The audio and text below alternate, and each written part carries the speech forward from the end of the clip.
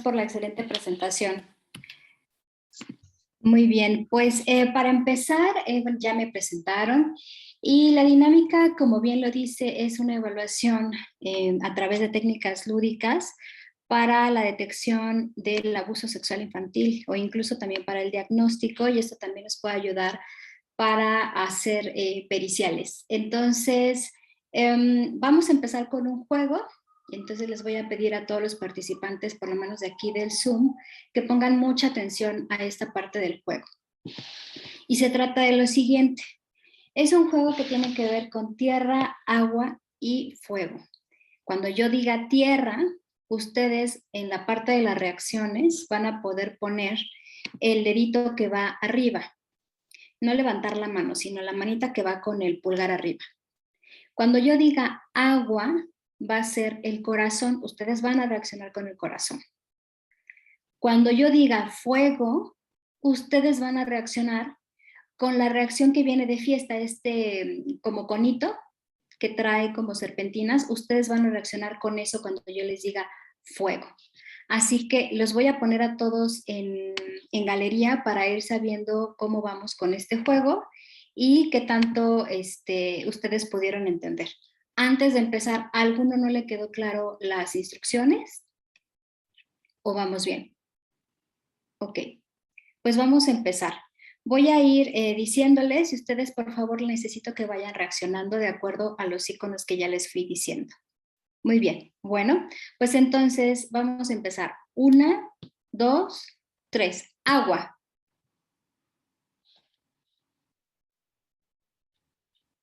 Fuego. Tierra. Agua. Fuego. Fuego. Agua. Tierra. Tierra. Agua. Fuego. Fuego. Tierra. Muy bien.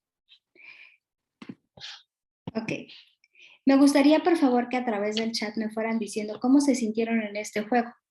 Si pudieron captar bien las instrucciones, si se les hizo divertido, si se revolvieron, ¿cómo se sintieron en este juego? Ok, divertido, por acá los estoy leyendo. Aquí les voy a estar leyendo. Ajá. ¿Qué más? ¿Cómo se sintieron en el momento de estar jugando? Nos manteníamos atentos. Ok, es un juego de atención y memoria. ¿A alguno se le dificultó de repente saber cuáles eran las reacciones? Ah, ok, acá relajado, diferente con los sentidos activados, así es, divertido, muy bien. Ok. Ahora la siguiente pregunta para ustedes es, ¿por qué sería tan importante implementar el juego dentro de la evaluación para poder hacer una detección del abuso sexual infantil? Los leo por el chat. ¿Por qué creen que es importante retomar el juego? Y no entrar directamente con el típico, hola, ¿cómo estás? Este es el sentado, el vamos a dibujar. Los leo por el chat. ¿Por qué creen que es importante retomar el juego? Sí, porque es una herramienta más funcional en los niños, por el pensamiento del niño, ¿ok? Porque es el niño, es juego. Con niños es el medio de expresión, exactamente. Generar empatía, así es. La naturaleza del niño, disminuir el estrés, efectivamente, una de las cosas que hace, y seguramente ahorita lo experimentamos con este juego tan sencillo, es que me sentí relajado, ¿no? Divertido, tenía que estar atento, y si eso me produce a mí como adulto, ¿qué no le va a producir a nuestros niños, niñas y adolescentes que vienen con nosotros? Claro, los niños tienden a expresar sentimientos por medio del juego, exactamente. Por eso es muy importante el juego. Fortalece las relaciones interpersonales, claro, genera vínculos, ¿no? Ok, muy bien, para ir ganando un poco de confianza. Sí, efectivamente. Muy bien. Ok, pues por eso es importante el juego y por eso es importante también ir retomando cuáles son las técnicas que podemos utilizar, que son muchísimas. Realmente esto dependerá de nuestra capacidad creativa, sin evidentemente olvidarnos que existe la parte psicométrica, que existe la parte de la evidencia científica que nos va a dar toda, pues un poco más de luz y más evidencia, que es lo que estamos buscando dentro del abuso sexual infantil. Entonces, para esto voy a empezar a hacer mi presentación para ver si ya estoy habilitada para compartir la pantalla ya. Vamos a ir empezando y conforme ustedes vayan teniendo preguntas, por favor lo pueden ir haciendo en el chat. Voy a estar haciendo revisión del chat para saber cuáles son sus preguntas y detenerme cuando sea necesario, ¿sí? Como bien lo dijeron al inicio, este va a ser un curso teórico-práctico. No podemos hacerlo netamente teórico porque la verdad es que el juego nos invita al movimiento, ¿no? Vamos a recordar que nuestro niño es una persona que está en este proceso de desarrollo y de integración, ¿no? Entonces tenemos que tener muy en cuenta la edad de nuestro niño. Tenemos que saber qué le toca a esa edad jugar, qué le debería de tocar en esa parte del pensamiento, del lenguaje, de movimiento. La parte motriz es muy importante. Y entonces, si entendemos que un niño en condiciones normales tiene este desarrollo y que por eso va por procesos, ¿no? El preescolar, algunos tienen el pre-first, algunos tienen ya preprimaria o el pre-kinder, como le quieran llamar, tiene primaria, segundo, y cada niño va recibiendo cierta currícula de acuerdo a la edad, pues quiere decir que para poder evaluar también tenemos que tener muy en cuenta el proceso en el que está nuestro niño. Pero aquí hablando de abuso sexual, se le va a agregar, ¿no? Toda esta sintomatología a este proceso de desarrollo natural, esto se le agrega y seguramente se le va a agregar algunas otras situaciones como es el duelo, como es situaciones de conflictos a la redonda con su primer sistema, ¿no? Que es la familia, padres, hermanos, abuelos, etcétera. Entonces, realmente el niño que vamos a recibir en nuestro consultorio va a ser un niño que no está en sus condiciones más adecuadas. Entonces, el juego va a ser una herramienta muy importante. Cabe mencionar que el proceso de la evaluación evidentemente es eso, un proceso, ¿no? En donde primero tenemos que tomar en cuenta para qué viene con nosotros. Si viene para hacerle solamente una evaluación clínica, que solamente tiene para fines de tratamiento, o si viene específicamente una, eh, para una evaluación con tintes forenses, ¿no? Entonces, esa situación va a ser muy importante porque el marco diferencial y el marco bibliográfico se va a poder ampliar o acotar dependiendo del motivo por el cual vamos a evaluar a un niño, niña o adolescente, ¿no? Entonces, de alguna forma, es importante ir, ya que tenemos como esta claridad y que tenemos que hacer una adecuada entrevista para recabar información de desarrollo, para saber si la mamá o el papá o la persona que esté interesada en que se le haga la evaluación, a partir de cuando lo detectó, cómo lo detectó, si fue la persona de confianza del niño donde tuvo este develamiento o no, si la mamá viene con estas sospechas pero el niño no le ha dicho nada más que solamente todo ha sido a través de la conducta, de todo lo que ella ha observado, de que le llamó la atención, de que escuchó por ahí un curso, una infografía, la revisó y entonces le hizo clic al ver a su hijo en estas actitudes. En fin, todo esto es importante conocerlo antes de entrar a una evaluación con nuestros niños y con nuestras niñas y sobre todo comprometernos al tiempo de realización de la evaluación. En muchas ocasiones los padres acuden a decir, bueno, ¿y en cuánto tiempo tiene la evaluación? ¿No? Porque a mí me superurge. Hay otros papás que a lo mejor vienen un poco más sensibilizados y dicen, no, ¿sabes qué? El tiempo que te tengas que llevar, pero pues esto no es pecata minuta, entonces yo prefiero que si te vas a llevar 3 sesiones, pues que sean 3 o que sean 4, que sean 5, pero que haya esa certeza. Entonces uno tendrá que ir viendo primero en este bagaje, ¿no? ¿Quién viene con nosotros? ¿Para qué nos piden la valoración? cuál va a ser nuestro marco para poder entrar, la edad del niño, a partir de cuándo ha venido con esta sintomatología. Se realiza una entrevista muy dirigida a ir viendo la sintomatología, ¿no? Nosotros vamos preguntando para ir descartando en el tiempo y haciendo esta parte de la diferenciación de qué ha sido algo que se ha mantenido a lo largo del tiempo y qué empezó a botar a partir de hace 6 meses, 3 meses, de que el niño ya se empieza a orinar, o que el niño ya no quiere comer, si siempre ha sido así, si es solamente en este momento, si hay factores predisponentes alrededor que lo pudo haber detonado. Por ejemplo, ahorita en pandemia, pues desafortunadamente uno de los eventos que más se dieron fue las enfermedades por COVID e incluso los decesos por el mismo, ¿no? Entonces, habría que tomar en cuenta todo lo que está a la redonda y que pudiera, ¿no? Pudiera ser, porque todo vamos a entrar con esta interrogante al momento de hacer una evaluación, en qué tal que sí tiene todas las características y la sintomatología de un niño, niña o adolescente víctima de abuso sexual, o en realidad lo que puede llegar a tener no es nada de esto, sino que se debe a toda una situación ahí complicada con la familia, con un inadecuado manejo de duelo, de pandemia, de situaciones escolares, laborales, X, ¿no? Puede ser otro tema. Pero para eso tenemos que ir conociendo, ¿no? ¿Qué es exactamente el abuso sexual? ¿Qué sí es y qué no es? Y qué entonces, si no abarca aquí, entonces, ¿dónde lo vamos a poder colocar?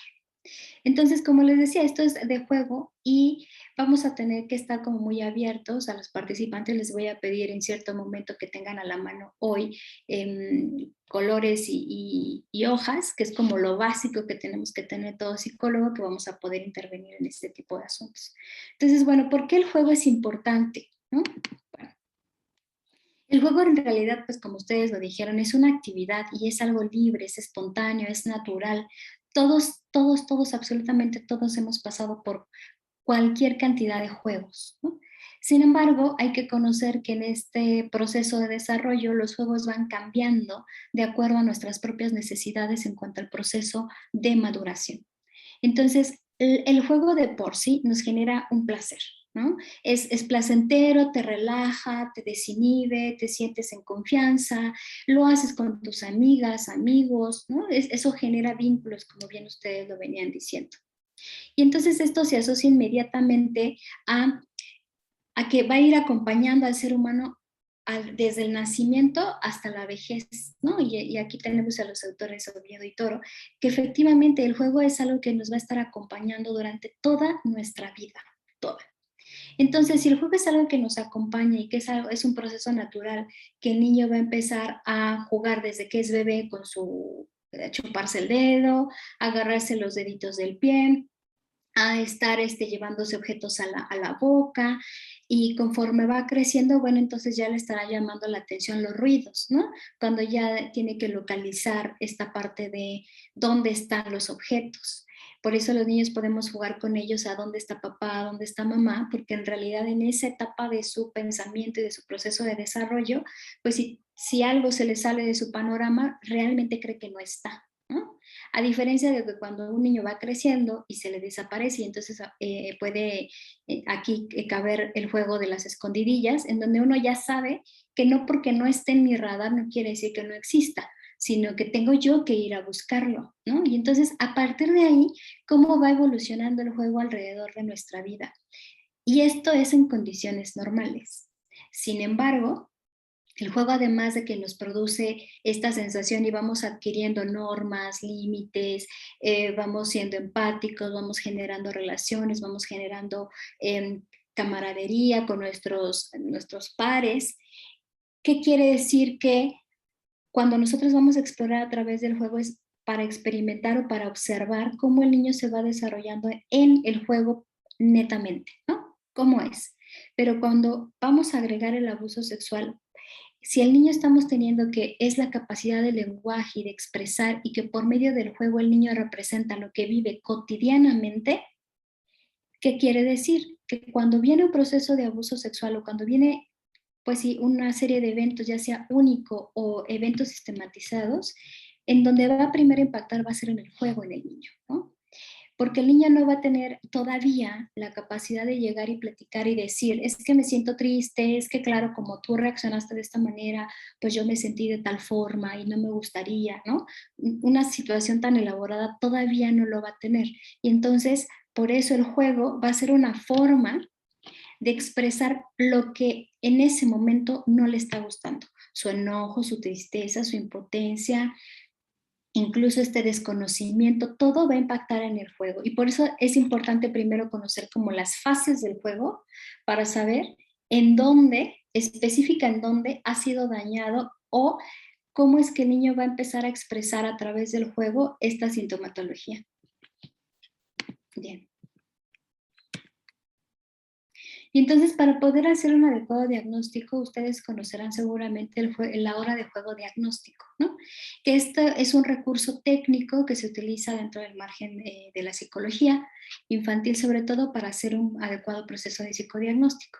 El objetivo es conocer, les decía, el mundo externo e interno del niño para entender lo que le pasa. En el juego se vale de todo, ¿no? No es que se valga de todo, o sea, hay reglas, pero en el juego se vale incluso dibujar algo en color verde, algo en color rojo, algo en color negro, cuando en realidad en esta realidad que todos conocemos no pudiera ser ese objeto negro. Pero en el juego, si a mí se me antoja llevarlo a negro, pues se me antojó. O sea, no es que sea fortuito, tiene un sentido. Pero, por ejemplo, en el juego se me permite que si yo estoy enojada con papá, un niño no va a poder expresar este enojo así tan claro. Hay niños que van a poder expresar el enojo de un padre o de una madre a través del juego diciendo, bueno, y entonces se desapareció, bueno, pues entonces la mamá ya se murió, bueno, pues es que se accidentó, bueno, pues es que no está, bueno, pues es que ella siempre va a estar dormida, o este niño no tiene papá o no tiene mamá. Entonces, en el juego se permite explorar justamente este mundo interno. Por eso cuando los niños llegan a tener conflictos con sus iguales o con sus hermanos, y a lo mejor uno le pide que dibuje la familia o que represente la familia, suele pasar que los niños solamente se ponen en uno, aunque tienen dos o más hermanos, y no los dibujan, ¿no? Esta anulación de las figuras, pues a partir de ahí va agarrando sentido y por qué es importante empezar a ver el juego, cómo juega, a qué juega, si tiene reglas, si es un niño que va cambiando las reglas conforme va avanzando el juego, o es un niño que acepta muy bien tus instrucciones y entonces si tú le dices, a ver, ven, siéntate, vamos a jugar a esto, es el niño que va, se sienta, ¿no? Que puede ser un niño que se somete a las instrucciones, que no tiene esta capacidad de poder decir, bueno, es que a mí me gustaría, bueno, ¿y qué más hago? ¿No? Son niños que, como estos niños obedientes todo el tiempo, hasta dónde son ese tipo de niños o hasta dónde son niños que son un poco más extrovertidos, que son muy creativos, o hay otro tipo de niños que también está llegando mucho a consultorio, que no pueden realizar historias, ¿no? Que les es muy difícil ser creativos, que si tú les muestras los juguetes es como, uy, no tienes videojuegos, oye, no puedes descargar, porque esta parte creativa se le va mermando a través de que le vamos implementando cada vez más los juegos o los videojuegos, ¿no? Esta dificultad que van empezando a tener para poder ser creativos y elaborar las historias, para poder agarrar las masas, para poder incluso ensuciarse. Hay muchos niños que pueden llegar de 4 o 5 años y no se van al piso, ¿no? Es como, no, yo quiero el escritorio porque el piso me ensucio y si me ensucio me regañan y si me regañan, pues ya, ¿no? Ya no me gustó, ya no me gustó el juego. Entonces, justamente en esta parte del juego de la hora diagnóstica debe de haber reglas, ¿no? En todo momento debe haber reglas. Los niños ponen las reglas y es importante observar qué tipo de reglas son las que ponen y por qué. Entonces, para empezar el juego diagnóstico siempre tenemos que poner un encuadre, ¿no? Este encuadre en donde sí se vale jugar, pero no podemos lastimarnos entre nosotros, ¿no? No puedes lastimar los objetos o los materiales y que al término del juego tenemos que recogerlo, ¿no? En este pequeño encuadre que son 3 reglas básicas, vamos a poder ver qué tanto el niño deshace todo y cuando le pedimos que ordene, dice, no, ordénalo tú, no, ya no quiero, ya no voy a venir, ¿no? Y qué tantos son niños que pueden llegar a chantajear, a manipular, a negociar, hay niños negociadores que te dicen, bueno, a ver, hay 5 aquí, pero si yo recojo 3, ¿qué? ¿Qué me vas a dar? ¿No? bueno, pero la próxima vengo, pero entonces vamos a jugar así y asado, o yo voy a escoger, pero a ti te toca. Entonces, esta parte es donde vamos a tener que ir anotando qué tipo de niño es el que tenemos en consulta para poderlo llevar a la evaluación. En segundo y un primer momento también, o segundo momento, es la entrevista con los padres, como les decía, para obtener la información sobre historia de desarrollo, a partir del evento, un antes, durante y un después, para ir viendo esta parte diferencial. Tenemos que clarificar muy bien los objetivos, ¿no? ¿Para qué es la evaluación? ¿Cuál va a ser mi planteamiento de problema? ¿Cuál va a ser mi pregunta de investigación? Y esto en muchas ocasiones se trabaja mucho con los abogados de manera directa, porque los abogados no conocen, muchos no conocen como qué es lo que yo le puedo ofrecer como psicólogo forense o como psicólogo clínico, ¿no? No es lo mismo hacer una evaluación, como les decía al inicio, meramente clínica para tratamiento. No es lo mismo hacer una evaluación para la reparación del daño. No es lo mismo hacer una evaluación psicológica para determinar si existen o no la sintomatología de un niño que fue abusado. No es lo mismo tampoco hacer una pericial para ir como en tercero. Tampoco es lo mismo, ¿no?, hacer una evaluación cuando ya existe una previa, ¿no? Y entonces la tuya hay unos que piden evaluaciones victimales, ¿no? Netamente el nombre victimal, para saber esta postura de víctima-victimario. Entonces, no es lo mismo. Entonces, es importante que nuestro abogado nos vaya diciendo, a ver, yo necesito esta evaluación. ¿Tú qué puedes ofrecer? Ah, bueno, pues en este expediente, en este caso en específico, yo te puedo diseñar una evaluación forense para determinar si existen o no la sintomatología de los niños, niñas y adolescentes abusados por el delito de abuso sexual o por el delito de agresión o de lesión, etc. Entonces, nosotros tenemos que fijar muy bien nuestros objetivos porque a partir de ahí vamos a agarrar nuestra lista de todas las técnicas y de todas las pruebas psicológicas que podemos implementar, más aparte agregarle los protocolos que podemos conocer. Algo que me sorprende todavía es que hay muchos psicólogos que todavía, o peritos, que pueden dictaminar sin hacer la grabación de la entrevista, por ejemplo, o sin haber utilizado ni siquiera un protocolo, por lo menos. Entonces, es importante clarificar los objetivos para decirle al abogado, así va a quedar, esta es mi propuesta metodológica, ¿no? Además de la propuesta de honorarios, debe de venir esta propuesta metodológica en donde, de acuerdo a lo que ya revisé de carpeta de investigación, de lo que ya pude entrevistarme con los padres, de lo que el abogado ya me dijo, bueno, esta sería mi propuesta metodológica y a partir de ahí empezar a trabajar. Si no lo hacemos de esa manera, puede ser que en el transcurso del proceso el abogado o la persona crea que estás evaluando para una cosa y la verdad es que no. Por eso es importante como encuadrar, ¿no? Y decirle al papá, a ver, así como le decimos al niño, no se vale que me lastimes, ni que te lastimes, ni que rompas, y que al final del juego tenemos que recoger, también con los padres de familia y sobre todo con los abogados es importante que se clarifique muy bien el objetivo de por qué voy a hacer esta evaluación psicológica en ámbitos forenses. Y por sobre todas las cosas, el consentimiento informado, ¿no? Una vez que ya te dije cómo está la propuesta, entonces ya me puedes firmar que estás de acuerdo del procedimiento y que estás de acuerdo incluso en los tiempos de la entrega, ¿no? Porque, como ustedes saben, en el ámbito forense, o por lo menos en la parte de la impartición de la justicia o de lo que es todo ese proceso, siempre va a ser para ayer la evaluación. Entonces tenemos que ser muy claros, ¿no? Siempre digo, bueno, yo te puedo evaluar a un niño en un día, pero es muy cansado para él. ¿Quieres una evaluación bien hecha? Dame más tiempo. ¿Quieres una evaluación express? Pues también lo puedo hacer, las fiscalías lo hacen, ¿no? Pero si mi trabajo me gusta y quiero entregarte un trabajo robustecido, porque además a quien voy a evaluar es a un niño o a una niña, el cual una vez que nosotros vamos a empezar a evaluar, se van a empezar a mover muchas situaciones, pues por ética, yo prefiero que me des más días para poder evaluar que un solo día, ¿no? Repito, lo hacen en fiscalía, pero no porque se haga en fiscalía quiere decir que sea una buena práctica, ¿no? Por eso muchas objeciones a los dictámenes de fiscalía, entre otras cosas, ¿no?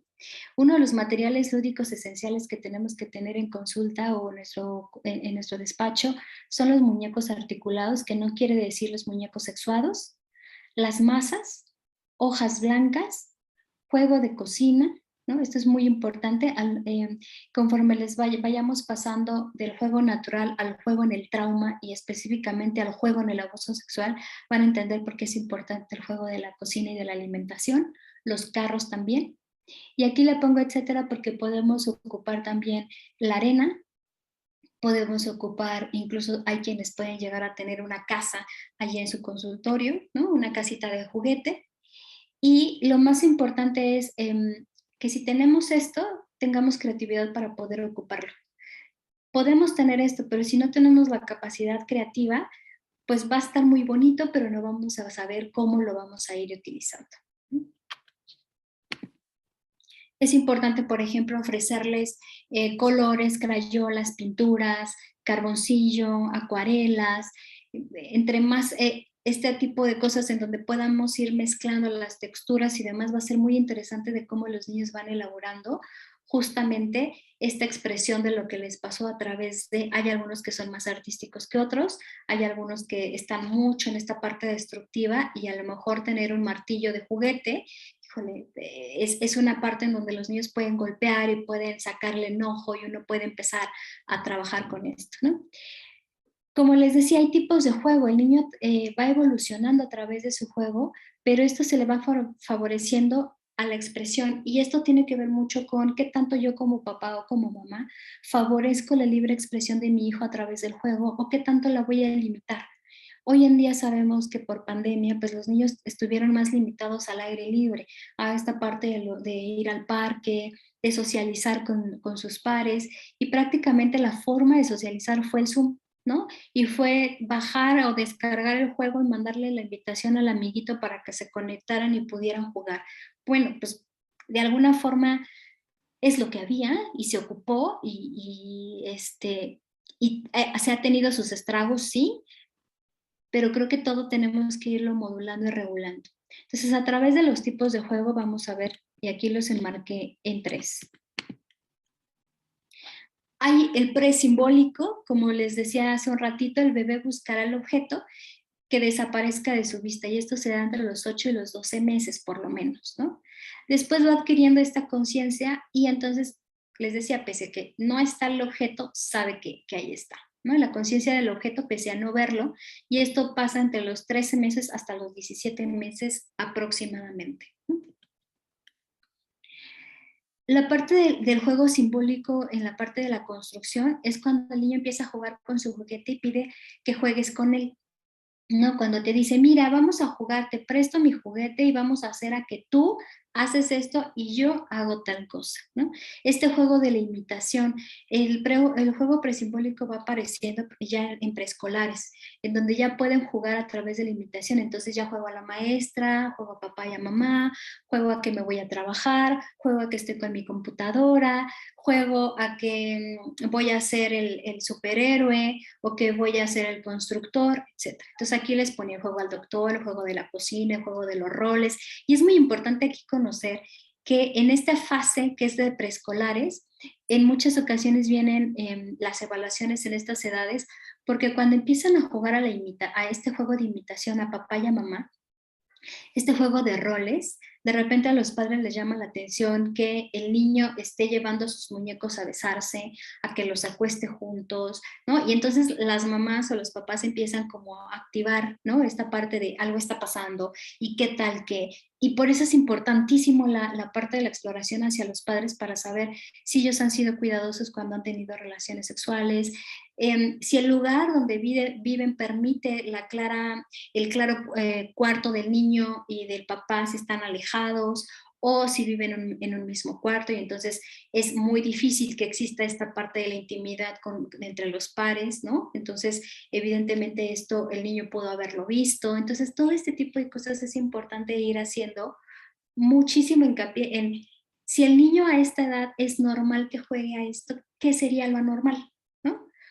Vamos a ubicarnos en preescolares que son justamente a una edad muy vulnerable, ¿no? Porque están en la construcción del lenguaje, están en la construcción de la parte motriz, ojo-mano, apenas se está elaborando este proceso para que cuando lleguen a los 6, 7 años, entonces ya tengan claramente esta coordinación visomotora para poder entonces hacer la escritura, ¿no? Y entonces empezar a copiar. Esta copia que es muy importante y que por eso Bender se aplica a partir de los 4 años en adelante, o Frosty, por ejemplo. Entonces, sí es importante conocer que si esto pasa en estas edades, ¿qué sería lo normal? ¿No? Si mi preescolar, 4, 5 años, 3 años, empezó a jugar a un juego de imitación que fue el juego de roles, está jugando a papá y a mamá, y está jugando a que se acuestan, a que se dan besos en la boca, ¿no? Vamos a pensar en esto. ¿Qué sería un juego anormal en esta etapa?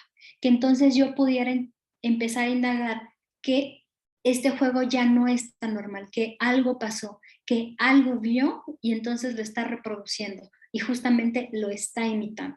Como está en esta fase, tenemos que investigar muy bien, ¿no? Entonces yo les preguntaría a ustedes, ¿cuál sería un juego anormal en esta etapa del juego simbólico y de construcción? ¿No? ¿Cuál sería? Alguien que me pueda contestar, ¿no? A través del chat. ¿Cuál sería un juego inadecuado o cuál sería un juego que se le agrega la parte simbólica en donde uno nos llamaría la atención de que este niño está jugando algo que ya vio o que ya vivenció, ¿no? ¿Alguno que quiera participar a través del chat que me pueda decir cuál sería el juego? Estamos en abuso.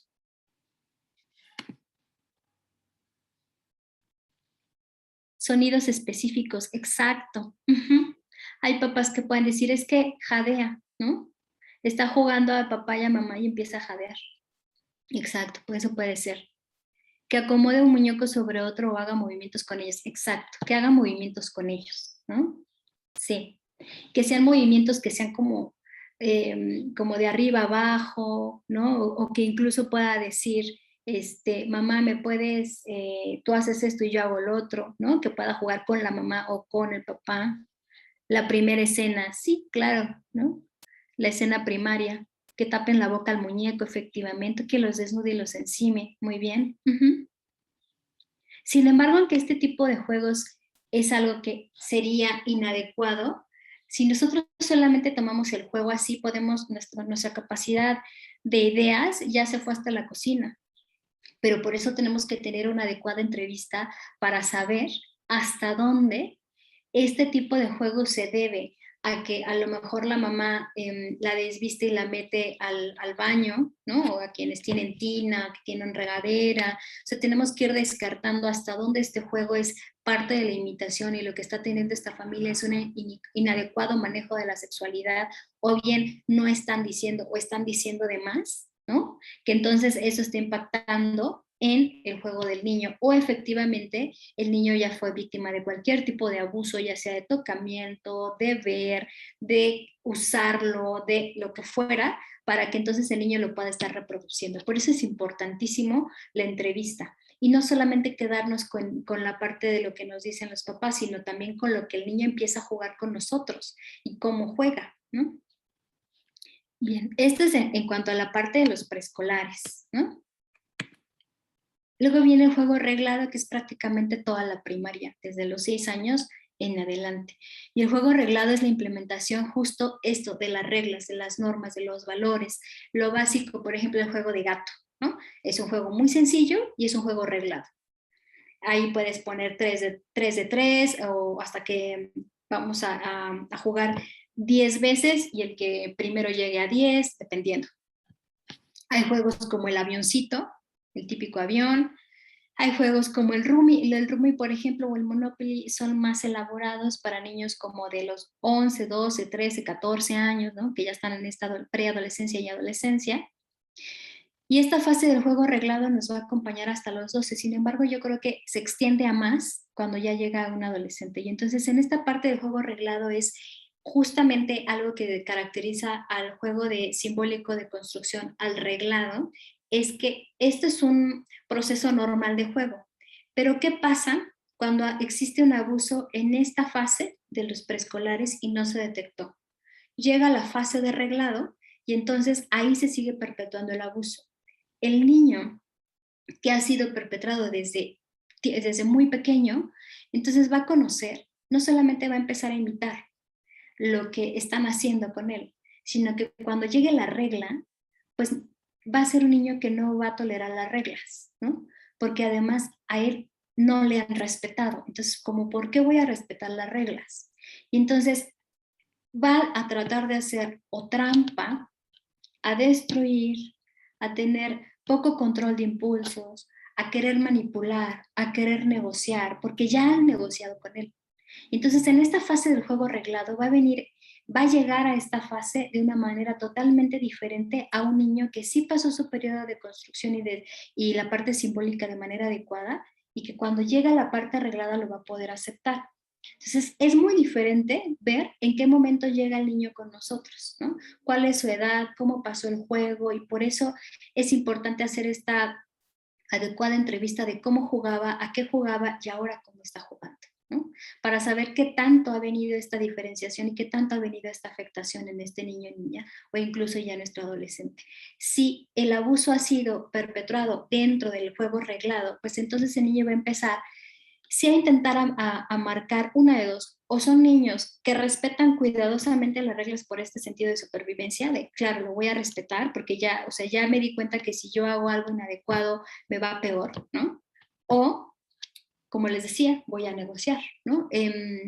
Había un pequeñito que cuando llegó conmigo, en la escuela empezaba a negociar, ¿no? Por ejemplo, yo voy a utilizar este juguete que tengo, que es un caracol. Entonces llegaba con las niñas y les decía, oye, ¿qué te parece que te dejas tocar? ¿No? Así, la invitación era directa, el niño no se iba por las ramas.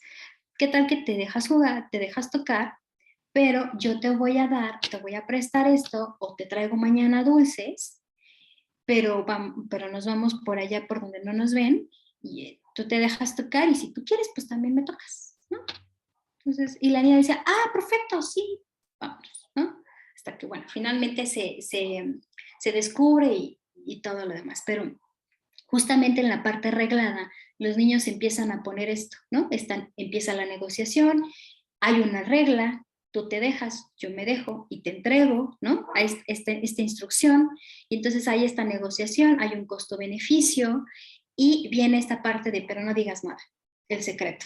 Entonces, ¿cómo el niño a través del juego también lo va a poder implementar en esta fase del juego?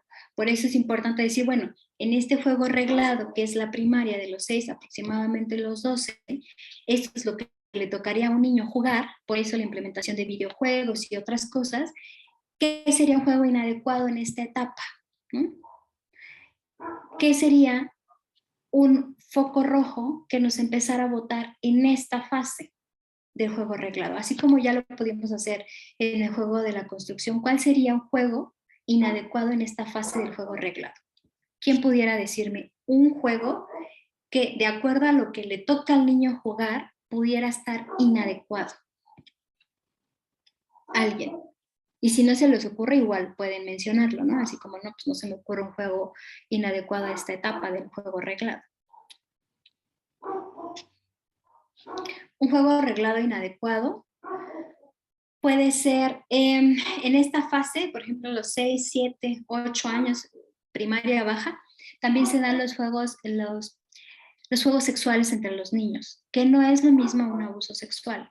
Los juegos sexuales es cuando estamos explorando nuestro propio cuerpo, y entonces, con este afán de querer conocer mi cuerpo, en donde yo no tengo más información, en donde yo le puedo pedir al otro, oye, pues me gustas, un besito, pero no hay más, o sea, no hay una situación adherida, no hay algo más lo que ellos pudieron alcanzar a ver, de tomarse la manita, de quizás un besito en el cachete, un besito de piquito, pues es que es mi novia, mandarle la cartita, ¿no?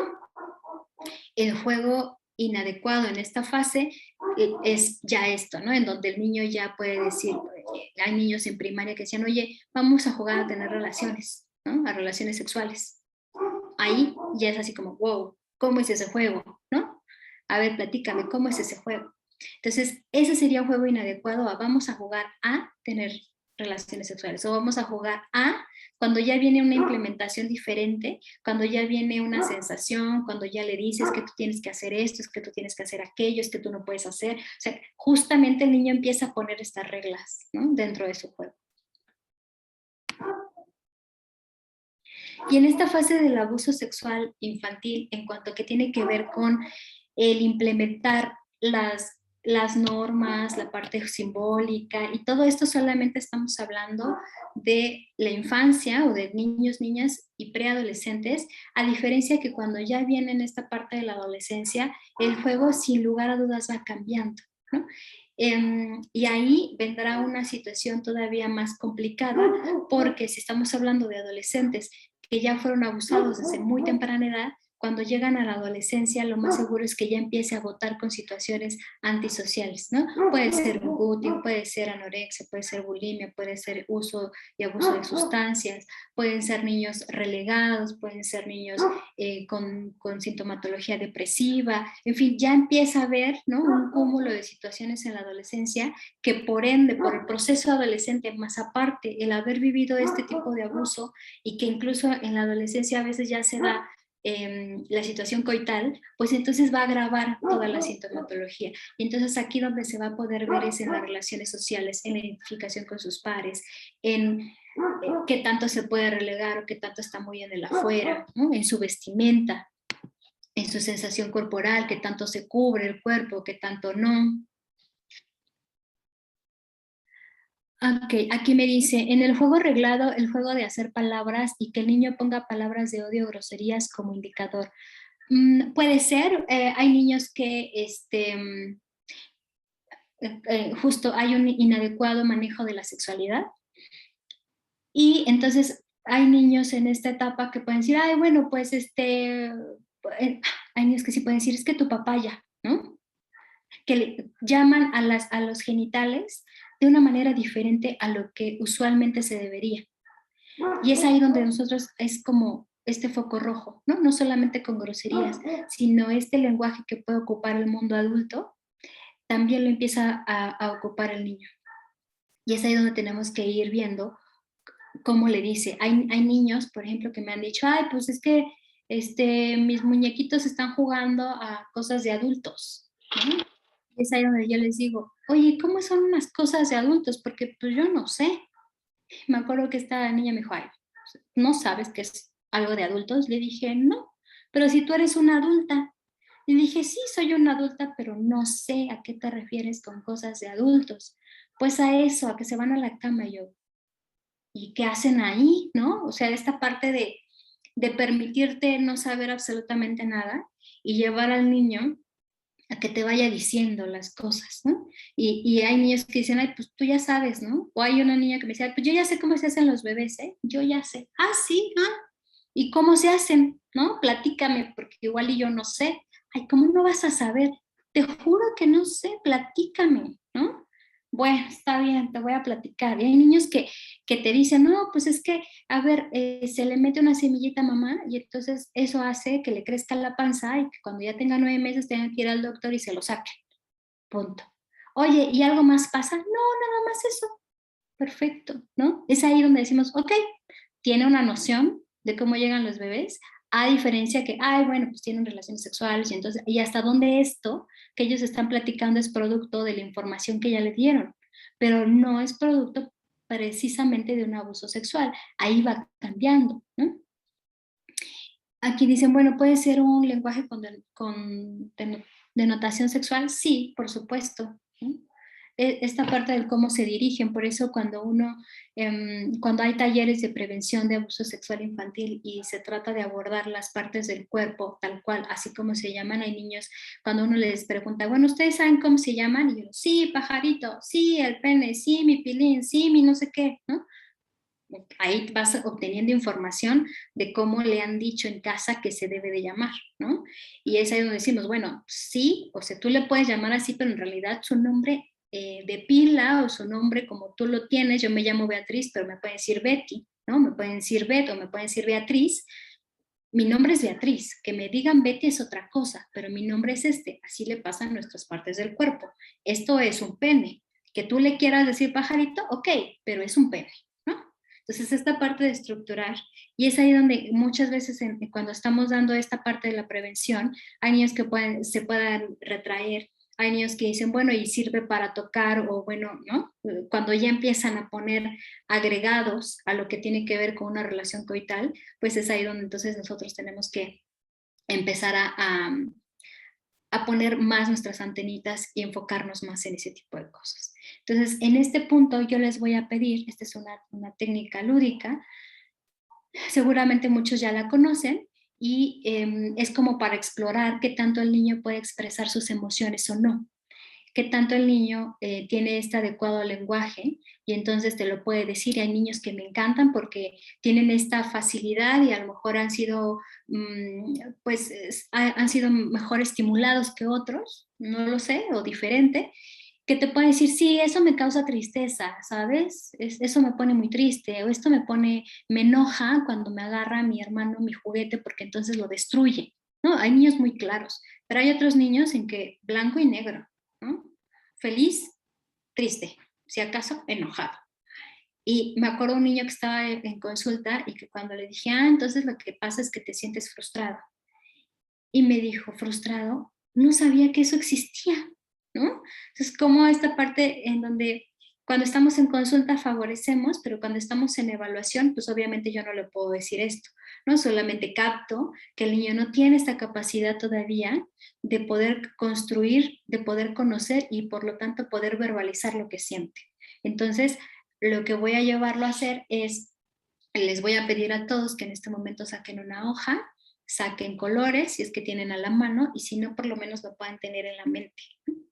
Entonces, vamos a hacer un corazón en donde este corazón que vamos a poder realizar lo vamos a llenar de las emociones que tenemos, ¿no? Las emociones que ustedes le quieran poner.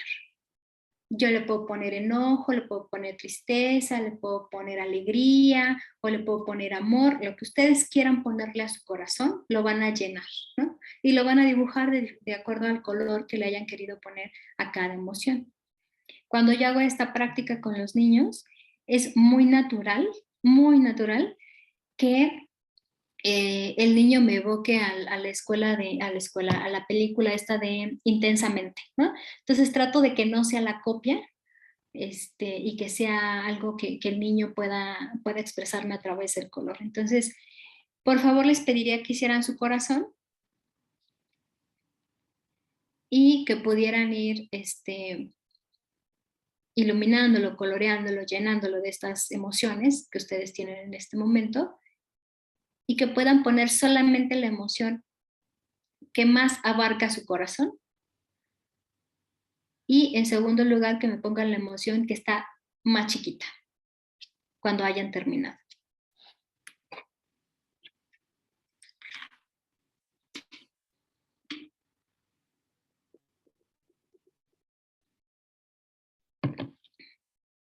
Quien haya terminado me va a ir poniendo ahí en el chat cuál es la emoción más grande que tienen y cuál sería la emoción más chiquita.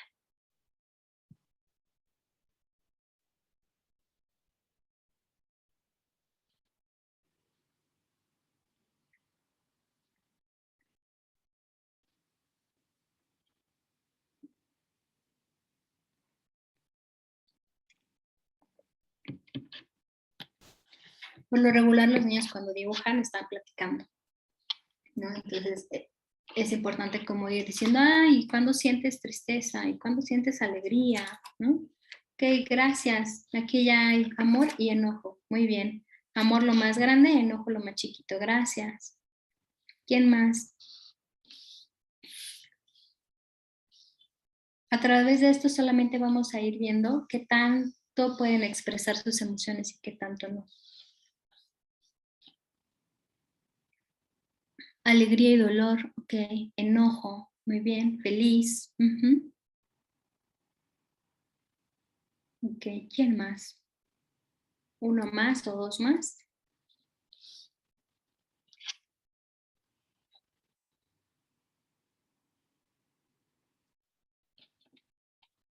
Ok.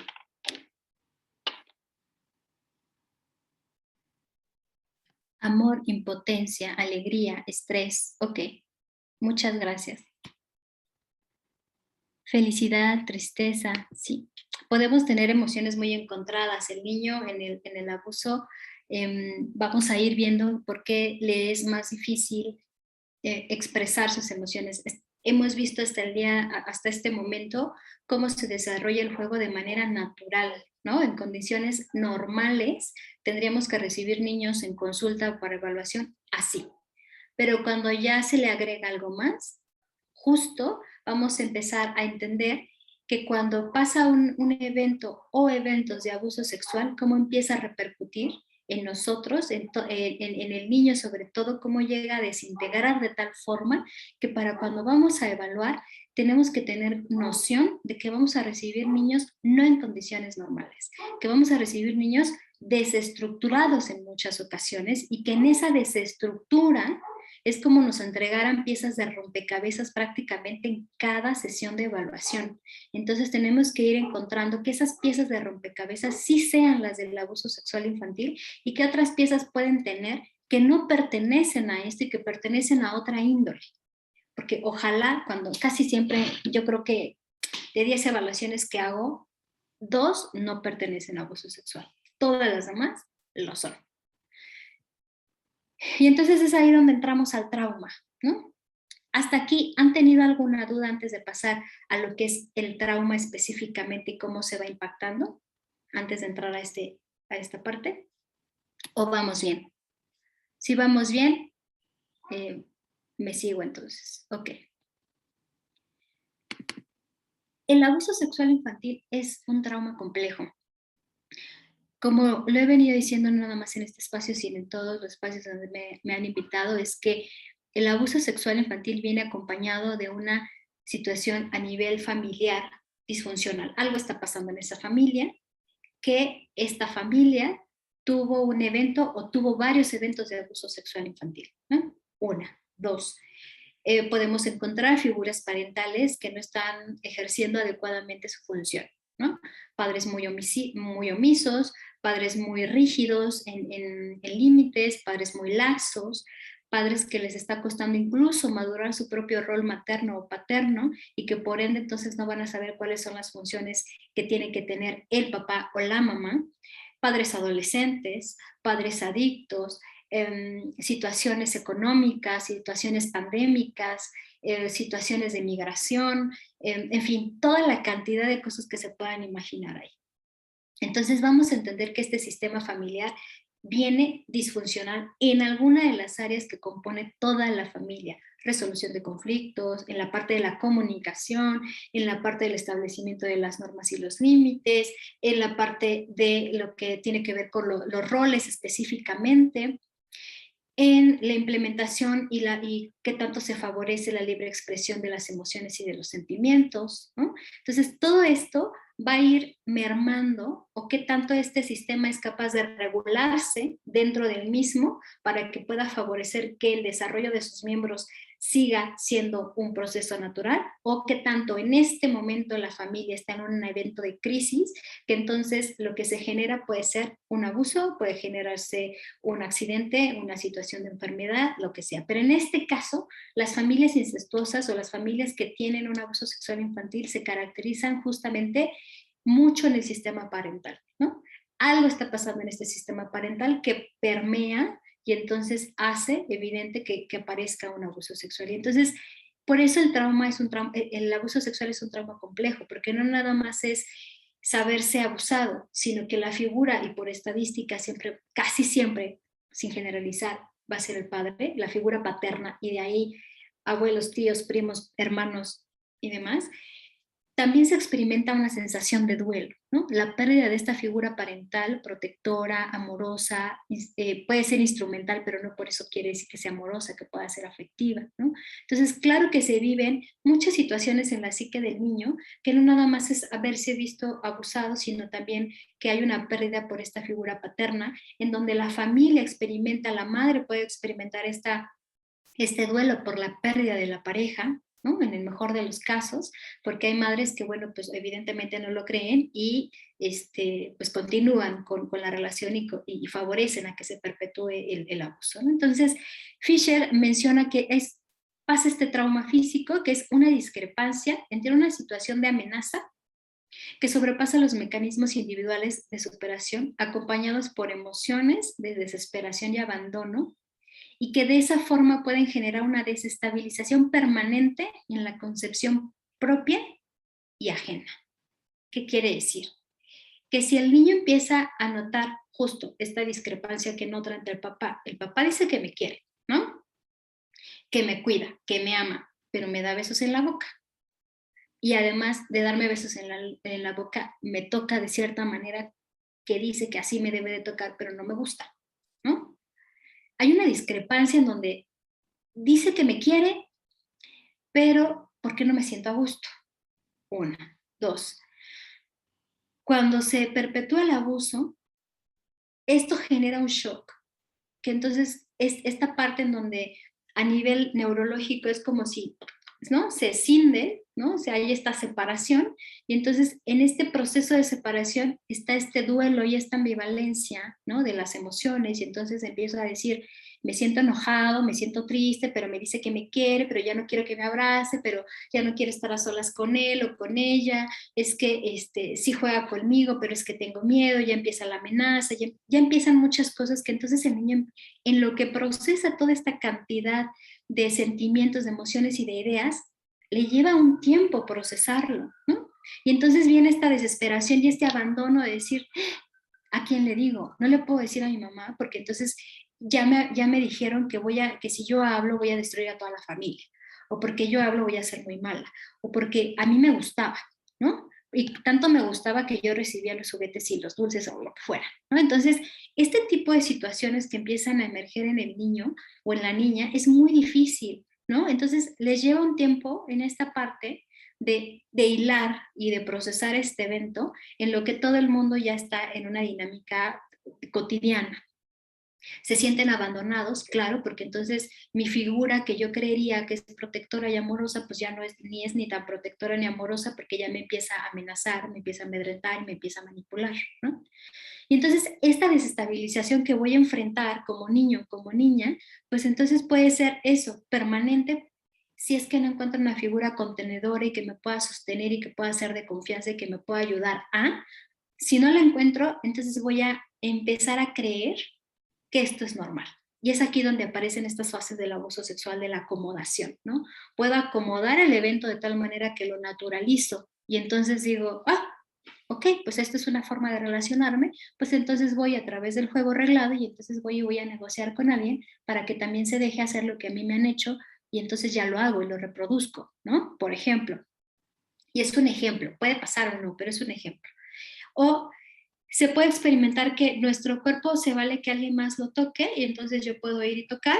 Una, dos, en donde percibo que los otros no son confiables y entonces no me quedo con la persona, empiezan en muchos de los casos se detectan que los niños tienen se van enganchando con las madres, ¿no? En donde es que ya no me deja ni sola, todo el tiempo llora, antes me dejaba ir al trabajo, pero ahora no quiere que me vaya, ¿no? Como empiezan a aparecer este tipo de apegos inseguros y ansiosos, se empiezan a generar. Entonces, por eso hay una desestabilización que puede ser permanente a mi propia concepción y a lo que el mundo de afuera, ¿no? Cómo me relaciono con él y él cómo se relaciona conmigo. Para este punto muy importante había una vez una pequeñita de 5 años que llegó solamente a consulta, no iba a llegar a una evaluación. Quien la lleva es la abuela y cuando estamos jugando, yo le comento, ¿no? Que es importante que el cuerpo se cuide porque el cuerpo es bonito, es de nosotros. Y entonces ella, en esta naturalidad y en este juego, me dice, oye, pero ¿y si los hombres no me respetan? ¿No? Fíjense, los hombres no me respetan, ¿no? Si los hombres no me cuidan, ¿no? Esta parte de la concepción propia y ajena, en donde esta niña ya tiene esta idea, 4 años, en donde, ¿y si los hombres no? Y es ahí donde viene la pregunta. pues cuántas veces, ¿no? Ha sido sujeta a un tipo de abuso o abusos. Entonces, hay niños que van a tener, en esta frase que me dice el niño, es ahí donde dices, pues claro, es un trauma, ¿no? Y cómo este trauma va generando estas ideas y estas concepciones de uno y del otro. Y además, como es un trauma y como les dije, se desestructura, ¿no? Y en esta parte de desestructurarnos, vamos a ver que nuestra parte de pensamiento, a ver, el niño está en este proceso de desarrollo, ¿no? Y se está en este proceso de desarrollo de integrarse su personalidad, de su madurez, de su pensamiento, de su atención, de su concentración, de su afecto, de su familia, de la parte escolar y de la parte social. Cuando hay un trauma, todo esto, ¡pac!, ¿no? Les digo, imagínense el rompecabezas, que todo esto no es que se destruya, pero se desacomoda. Entonces, ¿cómo vamos a tener estos niños en consulta? ¿Qué tan desacomodados van a venir? ¿Cómo van a venir en un proceso de evaluación? Y es aquí donde empiezan esta parte de las fases del trauma, conocerlas para que entonces podamos ir identificando. ¿Hasta aquí hay alguna duda o que crean que sea importante puntualizar en una cosa más? Si no, me sigo de frente. Ok. Pongan mucha atención en esta fase porque después de esto viene otra vez una práctica. Punto número 1. Las fases, es importante conocer las fases del trauma porque muchas de las cosas que tiene característico el abuso sexual infantil es, y no solamente porque ustedes sean psicólogos, sino también los abogados, gente en general me dice, es que qué tal que no, qué tal que yo me estoy imaginando las cosas, qué tal que no es cierto, muchos psicólogos, incluso hasta yo de repente digo, ¿será o no será abuso? Porque pareciera que no tiene todos los indicadores. Pero a ver, no es normal que haga esto, no es normal que haga el otro, la mamá ya me dijo, el papá, ¿no? Entonces, esta situación de confusión es muy normal dentro de lo que es empezar a hacer evaluaciones de este tipo. Claro que te van a empezar a cuestionarte, ¿no? Y esto es parte de que nosotros somos personas que al momento de estar conviviendo con el otro, existe lo que nos llama en el psicoanálisis la transferencia y la contratransferencia. Lo queremos llevar a situaciones de psicotraumatología y desde esta parte psiconeurológica, bueno, pues tenemos neuronas espejo y entonces a través de estas neuronas espejo, el trauma también se contagia. ¿En qué sentido? Que empezamos a sentir este estrés, esta ansiedad, esta confusión, esta indiferencia o esta necesidad de proteger al niño todo el tiempo o este enojo, que es el enojo que no es conmigo, sino es un enojo producido por esta circunstancia y entonces me siento muy enojada, me siento muy impotente, me causa algo el trabajar con ese tipo de casos, que entonces, claro, o sea, tenemos que estar muy, muy pendientes de lo que nos genera este tipo de situaciones y que es producto justo de que se contagia el trauma, ¿no? Y que tenemos que estar muy cuidadosos de ir captando qué cosas me mueve a mí que son del caso, ¿no? Que son de la evaluación y qué cosas me mueve porque es algo a nivel personal, ¿no? Y es aquí donde tenemos que tener muchísimo cuidado al momento de hacer evaluación porque tenemos que hacer una evaluación objetiva, no una evaluación a través de lo que yo creo y de lo que yo siento, sino de lo que realmente es. Por eso es importante estarnos revisando constantemente, ¿no? De, a ver, esto me está generando, esto que me está generando es mío, el niño me lo está depositando o la niña me lo está depositando o me siento como la mamá, perdida, confusa, que pese a que me dicen si es abuso, yo sigo creyendo que para nada, que seguramente, pero es que cómo, pero es que yo lo amo, pero es que siempre fue muy caballeroso, lindo, bla, bla, bla, bla, ¿no? Entonces, sí es importante conocer las fases del trauma porque justamente al momento de conocerlo nos vamos a poder percatar que tanto yo también he sido contagiada y por eso estoy actuando como actúo. Entonces vienen 4 fases, que es la de shock, la reacción post-traumática, que se instaure un trastorno postraumático, tal cual, y 4, que llegue a instaurarse un trastorno de personalidad. ¿No?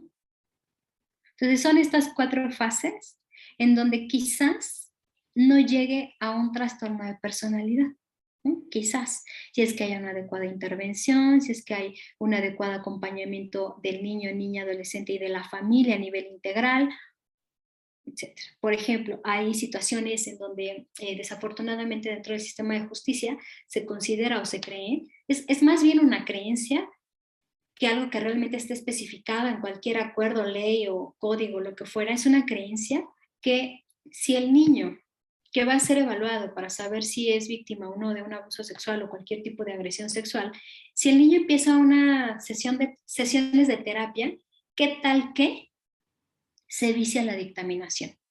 Y entonces no le van a creer al niño, porque como ya pasó por un proceso de psicoterapia, pues entonces seguramente el niño va a venir ya con un lenguaje diferente a cuando el niño llega sin un proceso de psicoterapia, ¿no? Esta es una creencia que me encuentro demasiado en donde la mamá dice, no, pues es que nunca lo llevé a terapia, pues porque pues me han dicho que como para qué lo llevo, porque prácticamente la evidencia se va a dispersar, se va a eliminar y entonces ¿no? O sea, no lo llevo. ¿Ok?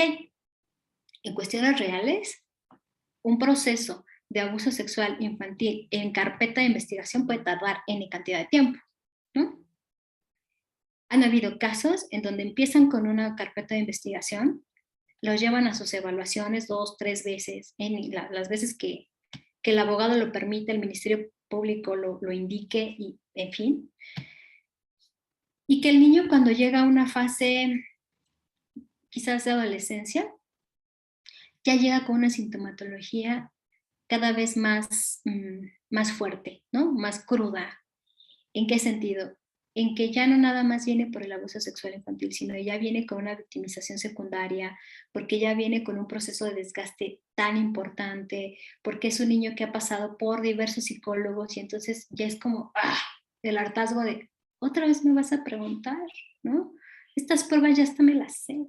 Entonces, es ahí donde, de alguna manera, hasta donde la víctima, al internarse a un proceso de sistema de justicia y que este sistema de justicia ni es tan pronta ni es tan expedita, pues también se ve vinculado y también se ve que a este shock, a este trauma que existe de abuso, pues vengan otros, ¿no? Que entonces hagan que las capas de piel vayan siendo cada vez más gruesas y entonces encontremos incluso adolescentes que estén hartos, ¿no? Hay muchas de las víctimas que ha durado sus procesos muy largos solamente en la fase de investigación, están tan hartos y tan cansados que quieren incluso ya no continuar, ¿no? Porque ya necesitan reparar y porque todo este tiempo es como si estuvieran insertados en un bucle en donde solamente están recordando, recordando y recordando. Y bueno, cuando han sido sujetos a evaluaciones, N cantidad de evaluaciones, vamos a poder encontrar que la memoria no es perfecta. Y entonces, a lo largo del tiempo, puede ser que ya me aprendí mi relato o que el evento lo he empezado a olvidar o ciertos detalles que di en la primera declaración al último peritaje han cambiado totalmente. Y entonces eso, en muchas ocasiones los abogados me dicen, no, es que sabes qué, que a ti te dijo esto, pero la verdad es que en la primera declaración dijo esto, entonces queremos que lo siga diciendo, ¿no? Y es ahí donde les digo, bueno, es que la memoria es imperfecta, ¿no? Al final de cuentas, al momento en que el niño va relatando y va creciendo y esto no tiene un fin, pues el niño evidentemente, o sea, existe una resiliencia, existe esta capacidad del cuerpo de quererse proteger y si tú lo estás teniendo todo el tiempo con, o no todo el tiempo, pero sí cada cierto tiempo, tienes que ir a declarar, tienes que ir, ahora te van a volver a evaluar, ahora te voy a tener que llevar acá, hay muchos que van a DIVAC, hay muchos que van a Pestalozzi, ¿no? Entonces van teniendo tantos procesos que evidentemente el niño también le va generando que esto se vaya abriendo, abriendo, abriendo, abriendo, abriendo y que también la sintomatología vaya siendo cada vez mayor. Por eso es importante que las fases del trauma saberlas, porque entonces va a ser muy diferente la sintomatología en la fase de shock, en la fase de la reacción de postraumática, a totalmente ya en lo que se instaura el trastorno de estrés postraumático, que en la parte de la personalidad que se deba a una situación de trauma complejo derivado de un abuso sexual infantil, ¿no? Entonces, por eso es bien importante conocerlo para ir poniendo los indicadores y esta sintomatología y poder ir amarrando, ¿no?, nuestro adecuado diagnóstico en este tipo de casos, ¿no? Muy bien. Les decía, vamos a ir continuando entonces en estas fases del trauma. Si tienen alguna pregunta y que necesita que yo me puntualice en esta fase, lo voy haciendo. Si no, me voy llevando de largo. En esta fase que es de shock, en la parte neurobiológica, bien lo habíamos dicho, es una amenaza permanente que va a modificar a través de una adaptación neurofisiológica, ¿no? El desarrollo neurológico del niño, entonces esto lo va a conducir a cambios funcionales en la parte cognitiva, en la parte de emoción y en la parte de la conducta. Entre más temprano y frecuente se presenten estas experiencias violentas durante el desarrollo infantil, más grave desarrollarán las anormalidades. ¿Qué quiere decir? Que si experimenta un evento de abuso sexual, está en una fase de preescolar, va a haber un cambio, como bien lo dice aquí, a nivel cognitivo, emoción y conducta, ¿no? Que eso va a venir a repercutir seguramente a nivel familiar, a nivel social, a nivel pensamiento, etcétera, ¿no? Somático incluso. Y si se detecta adecuadamente en ese momento, ¿no? Y que fue único evento, evidentemente lo que vamos a encontrar en esta fase va a ser totalmente diferente en los indicadores, en la sintomatología, ¿no? Pero si ya hubo un efecto de shock, porque ya se perpetuó el abuso, ya me tocaron, ya me hicieron, ya, ¿no? Pero esto continúa, por eso dice, a mayor, si está expuesto más frecuentemente a este tipo de experiencias violentas, pues entonces se van a empezar a desarrollar más situaciones a nivel cognitivo, a nivel emoción, a nivel conducta, a nivel pensamiento. O sea, esto va a empezar a rebasar cada vez más y entonces la sintomatología va a ir creciendo, ¿no? Aquí solamente vamos a encontrar una afectación, pero quizás esta afectación no sea mayor. ¿Por qué? Porque se detuvo, porque se va a poder contener, porque ya se evaluó, porque ya se hicieron recomendaciones y porque se va a instaurar a un proceso de psicoterapia y seguramente el pronóstico va a ser muy favorecedor en esta etapa, ya sea en un niño preescolar, en un niño que venga de primaria o en un adolescente, ¿no? La proyección va a ser muchísimo mejor, solamente en la fase de shock. Las consecuencias, ahí nos vamos a ir viniendo en la parte ya por áreas, ¿no? Esta parte donde va a venir afectando el trauma y cómo, a nivel de la empatía. Por ejemplo, hay niños que cuando estamos evaluando, estamos jugando y entonces yo les suelo decir, ay, oye, al carro le dolió que lo haya chocado. No, para nada. Es un carro, es de plástico, no le duele. Oye, no, pero yo creo que sí le duele, ¿no? En esta parte del juego, en donde el juego se vale, yo los instalo en el juego y le digo, oye, no, pero es que yo creo que al carro sí le dolió, ¿no? O sea, ve cómo lo chocaste. Pues yo creo que sí le dolió. No, no le duele. Es de plástico, no le puede pasar nada. Ah, ok. ¿No? No hay esta incapacidad de ponerse en los zapatos de, aunque sea un objeto, aunque sea un juguete, hay niños que cuidan tanto sus juguetes que evidentemente los guardan, los acomodan, que hasta los tapan, que hasta los protegen, sea lo que sea, ¿no? Sin embargo, cuando hay una dificultad de, o incluso no solamente hacia los juguetes, sino hasta hacia los hermanos, ¿no? Niños que llegan y pegan, oye, le dolió, oye, pídele perdón, ay, sí, disculpa, y se siguen de largo, ¿no? Esta capacidad de empatía, o sea, se les pierde, ¿no? ¿Por qué? Porque ya fueron afectados, ya fueron tocados, fueron trastocados de tal forma que al agresor les valió totalmente la empatía del niño, de decir no me gusta, no quiero, no puedo, no tal. Entonces el niño, entonces también empieza con esta parte en donde, claro que vamos a ver una afectación en la parte empática, donde el niño no va a poder ponerse en los zapatos del otro. Habrá niños que sí, todavía conserven esta parte empática, pero pero a diferencia de otros, ¿no? Es ahí donde no me importa, ¿no? O que agarren la arena y, ay, se cayó tu arena, ¿no? O que podamos estar pintando y adrede puedan pintar nuestro escritorio, ¿no? Oye, ya se pintó, ahorita lo vamos y lo limpiamos. Ay, no, yo no quiero limpiarte nada, ¿no? Y sí, esta dificultad de ponerse en los zapatos del otro y de ser sensible se ve afectada en los niños. La otra parte es el área emocional, ¿no? En donde puede haber una inexistencia de la regulación emocional, en donde puede haber estos arranques de carácter, estos berrinches, estos enojos, estos llantos, o puede haber incluso esta parte de retracción, en donde difícilmente ya dicen lo que sienten, en donde se aguantan las lágrimas, en donde se sienten tristes pero no te lo dicen, nada más lo actúan, ¿no? Entonces, claro que va a haber una afectación a nivel emocional, ¿no? El trauma va afectando de poco en poco, va entrando.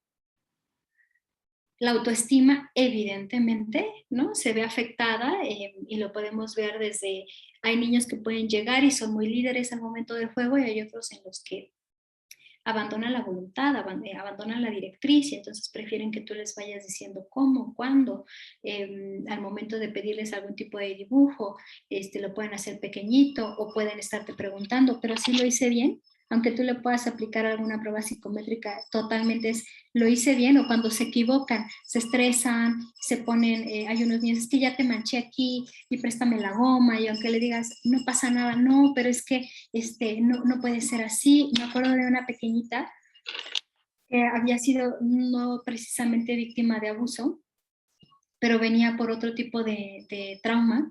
Tenía muy claro que cuando estaba ella escribiendo, dibujando, me decía, bueno, pero no te preocupes, no te preocupes, esto suele pasar, ¿no? Suele pasar, por ejemplo, si yo le decía, híjole, ¿qué crees? No tengo sacapuntas, pero ahorita te lo consigo. Ella me decía, no te preocupes, no te preocupes, esto suele pasar, ¿no? Seguía haciendo sus ejercicios.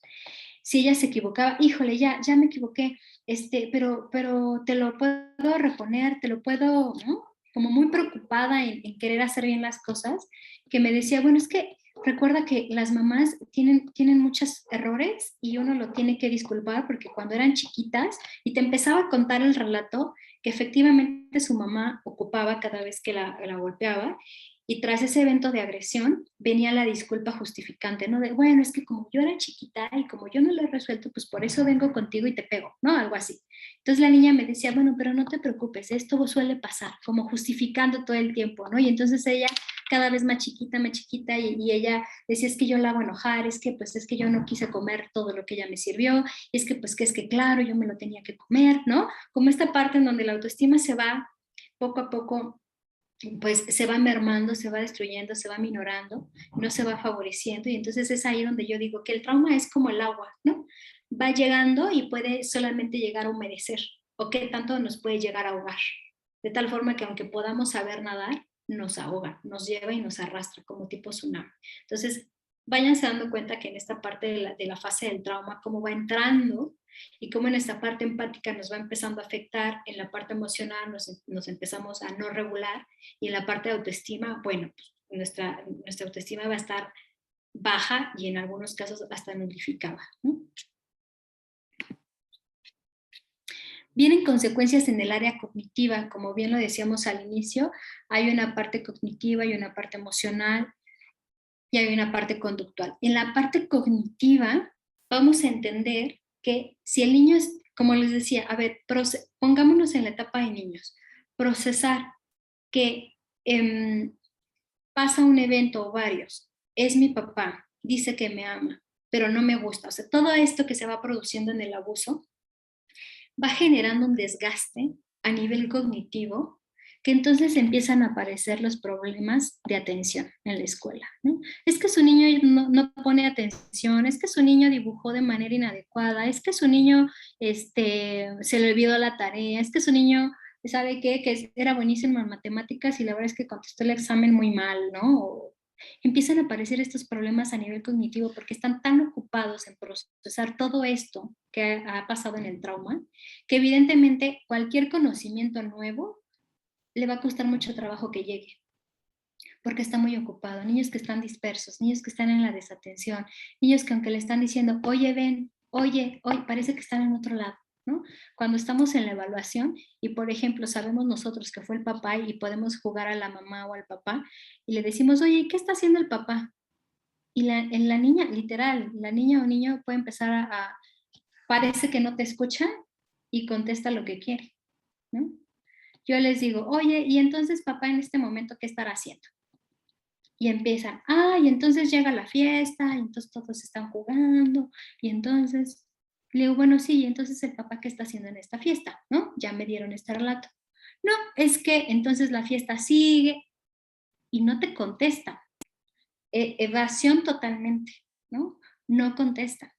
Hasta que uno dice, ah, oye, ya vi que no me quieres hablar de papá, ¿no? Esta parte en donde vuelves a tener la atención, se dirigen hacia ti y es como, y vuelven otra vez, ¿no? Pasa muchísimo que cuando vas a preguntar sobre el agresor, evaden totalmente la pregunta hasta que realmente se sienten ya en confianza y te pueden decir, bueno, ¿no?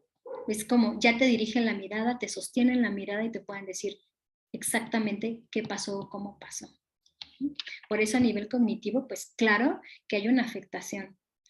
Por todo esto que se está tratando de elaborar, que es muy fuerte para un niño porque está en este proceso de desarrollo, que pues evidentemente el nuevo conocimiento o adaptación a este nuevo proceso va a ser muy difícil. Viene otra fase que es la de disociación, ¿no? Justamente, es que mi padre es tan bueno, me quiere tanto, pero pues es que solamente hay algo que no me gusta de él, pero en general lo quiero mucho, ¿no? Yo lo quiero, ¿no? Esta parte de tenerlo totalmente como separado, ¿no? Por un lado es como, por eso en muchas ocasiones los abogados preguntan, pero es que el niño juega con su papá, pero es que el niño no veo que le tenga miedo, no se orina, no esto, no aquello. Pues sí, pero es que el abuso sexual es tan complejo que tenemos que conocerlo, que tenemos que desmenuzarlo, porque para el niño le es muy difícil aún de manera lo conductual, lo que se ve, que puede aceptar al papá, pero por dentro cuando juega, cuando lo interpreta, cuando todo esto puede incluso matarlo, ¿no?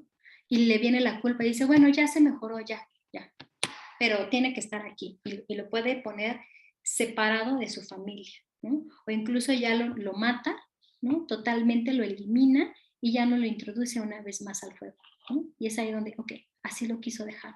Entonces, por eso es importante conocer hasta dónde y cómo va a ir afectando para tener conocimiento al momento de hacer este adecuado diagnóstico. Esta parte de la identidad que se puede llegar a dar más a lo mejor en la parte de la adolescencia, estamos en una formación de nuestra propia identidad, pero como en esta formación de nuestra propia identidad, cuando es nuestro papá, hay niños que sí se ven en este conflicto de lealtad y de identidad en donde dicen, es que si me dicen que ya me parezco a mi papá, o tengo el apellido de mi papá, o tengo muchas cosas de mi papá, no las quiero tener, ¿no? ¿Qué tal que me convierto en él?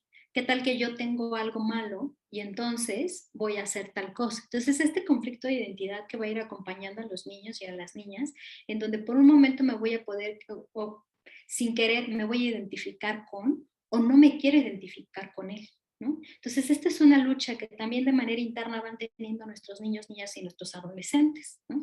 Entonces, por eso podemos encontrar niños que pueden perpetrar el abuso con otro de sus compañeros o niños que son producto de diferente tipo de abusos, ¿no? Que son niños que no se elaboraron y entonces pueden abusar de ellos de otras maneras en otros momentos.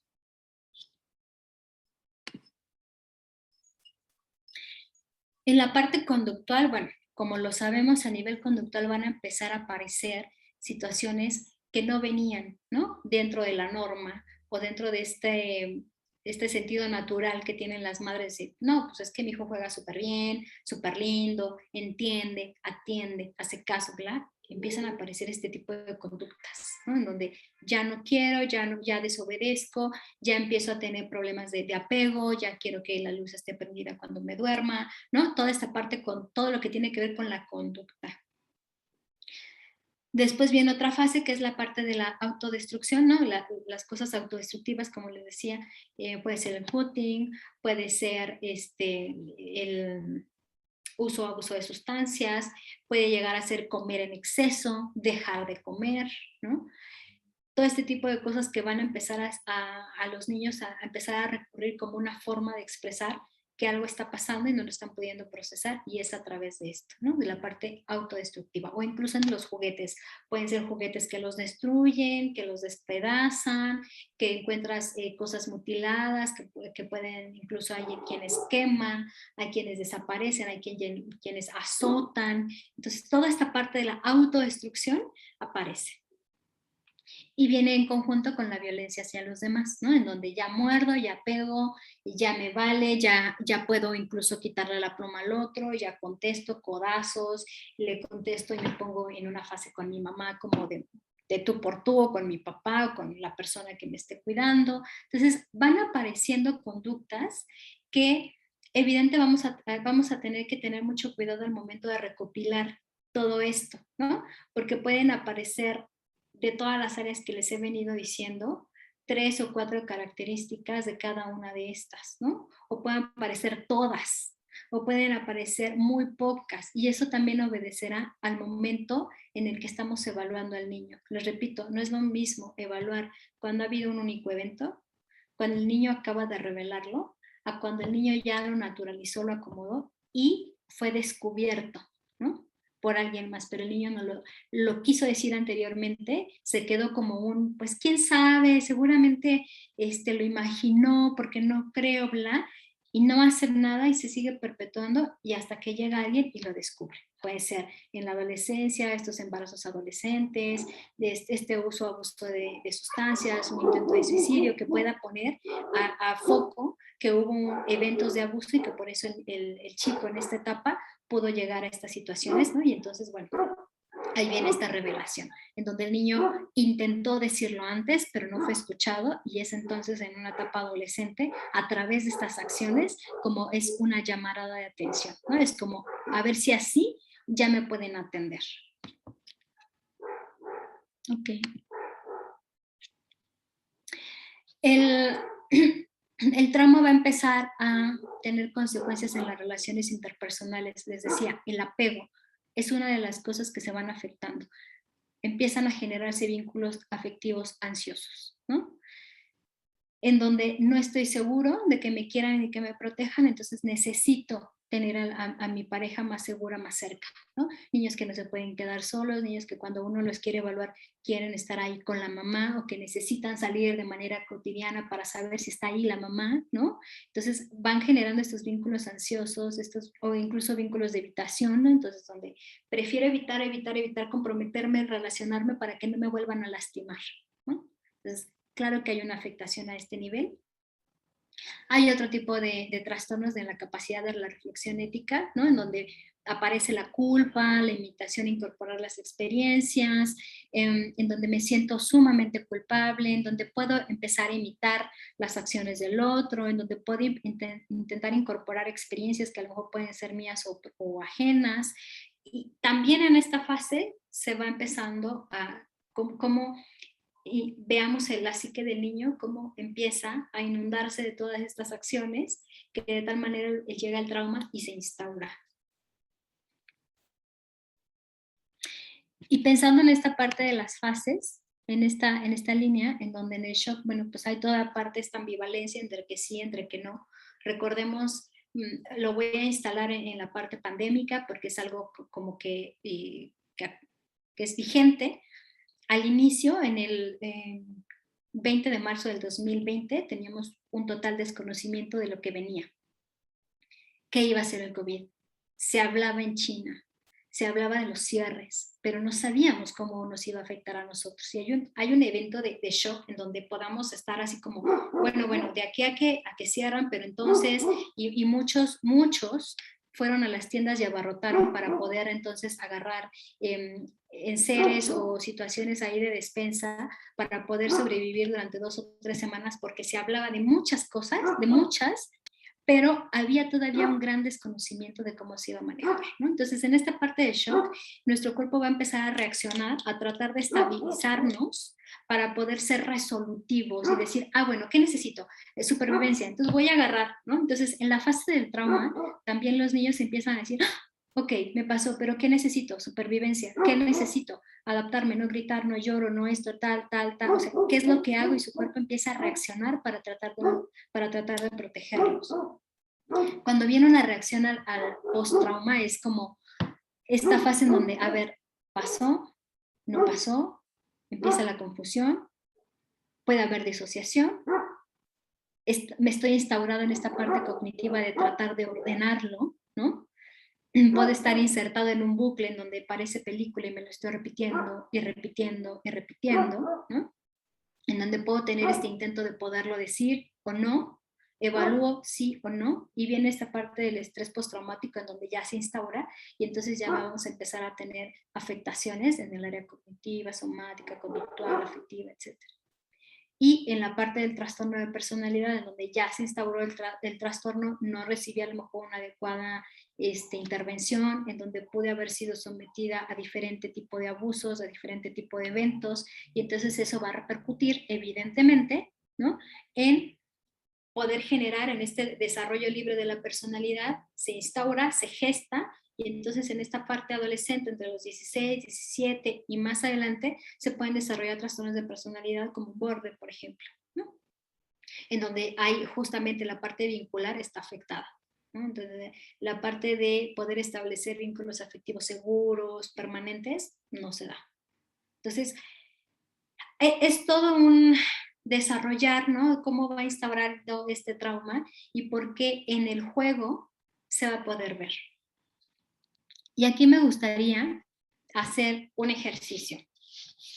Esta es una técnica lúdica que se realiza sobre todo en adolescentes o en niños de 12 años en adelante. Voy a ir dando técnicas lúdicas de acuerdo a las edades, ¿no? No todas van a ser solamente para niños o para preescolares. Esta técnica específica es solamente para adolescentes.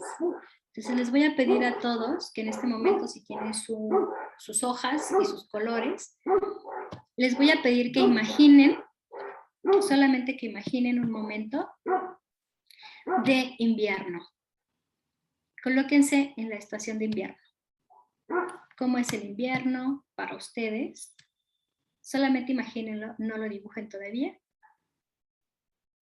Quiero que imaginen el invierno, cómo es, dónde se encuentran, qué vestimenta tendrían que tener, porque es invierno, dónde se encuentran, Ciudad de México, en qué país se ubica en este invierno. Y una vez que se hayan instaurado en esta fase de invierno, por favor, colóquense en la fase de verano. En este verano, en donde, ¿cómo es este verano? ¿Qué están haciendo en este verano? ¿Qué ropa tienen que tener en verano? ¿Cómo es ese verano en ustedes? ¿Dónde están? ¿Dónde se encuentran?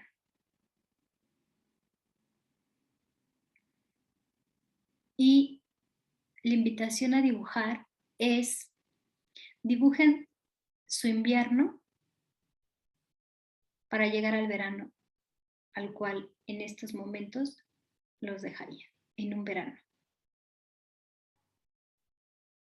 Dibújenlo de manera breve. Quien se lo haya podido imaginar y no quiera dibujarlo, está bien, lo puede ir poniendo en el chat, como cómo se imaginó su invierno. 2, cómo se imaginó su verano. Y 3, cómo imaginan esta transición del invierno a verano. ¿Okay?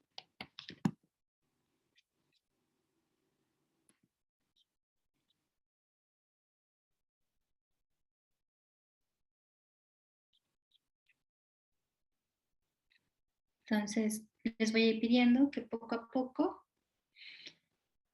vayan poniendo en el chat y pueden ir contestando estas 3 preguntas. Quien lo quiera poner en papel y lápiz, que mejor, ¿no? Quien lo pueda dibujar, está excelente.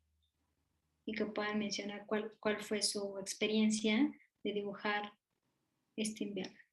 Y ahorita les doy la explicación de por qué.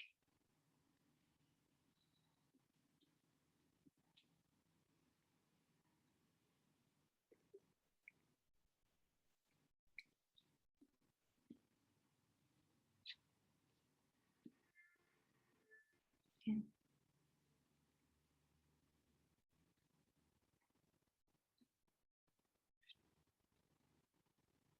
Quien guste de los participantes ir mencionando. Quien sí está haciendo su dibujo, con que levante la manita para yo saber que sí lo están haciendo.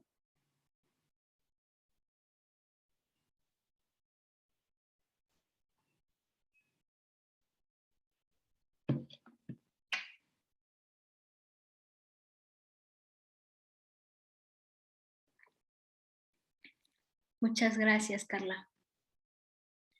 Me dice que en el invierno está cubierta de toda la nieve. Yo estoy ahí completamente abrigada. En verano todo el sol, siento calor, arena como en el desierto. La transición es rápida de una a otra estación. Gracias. Para la transición al invierno, al verano, arroparme, cuidarme, amarme, escucharme, darme calor. Bien. Mi invierno lo imaginé junto a mis padres en nuestra casa con mucho frío. Gracias. ¿Quién más?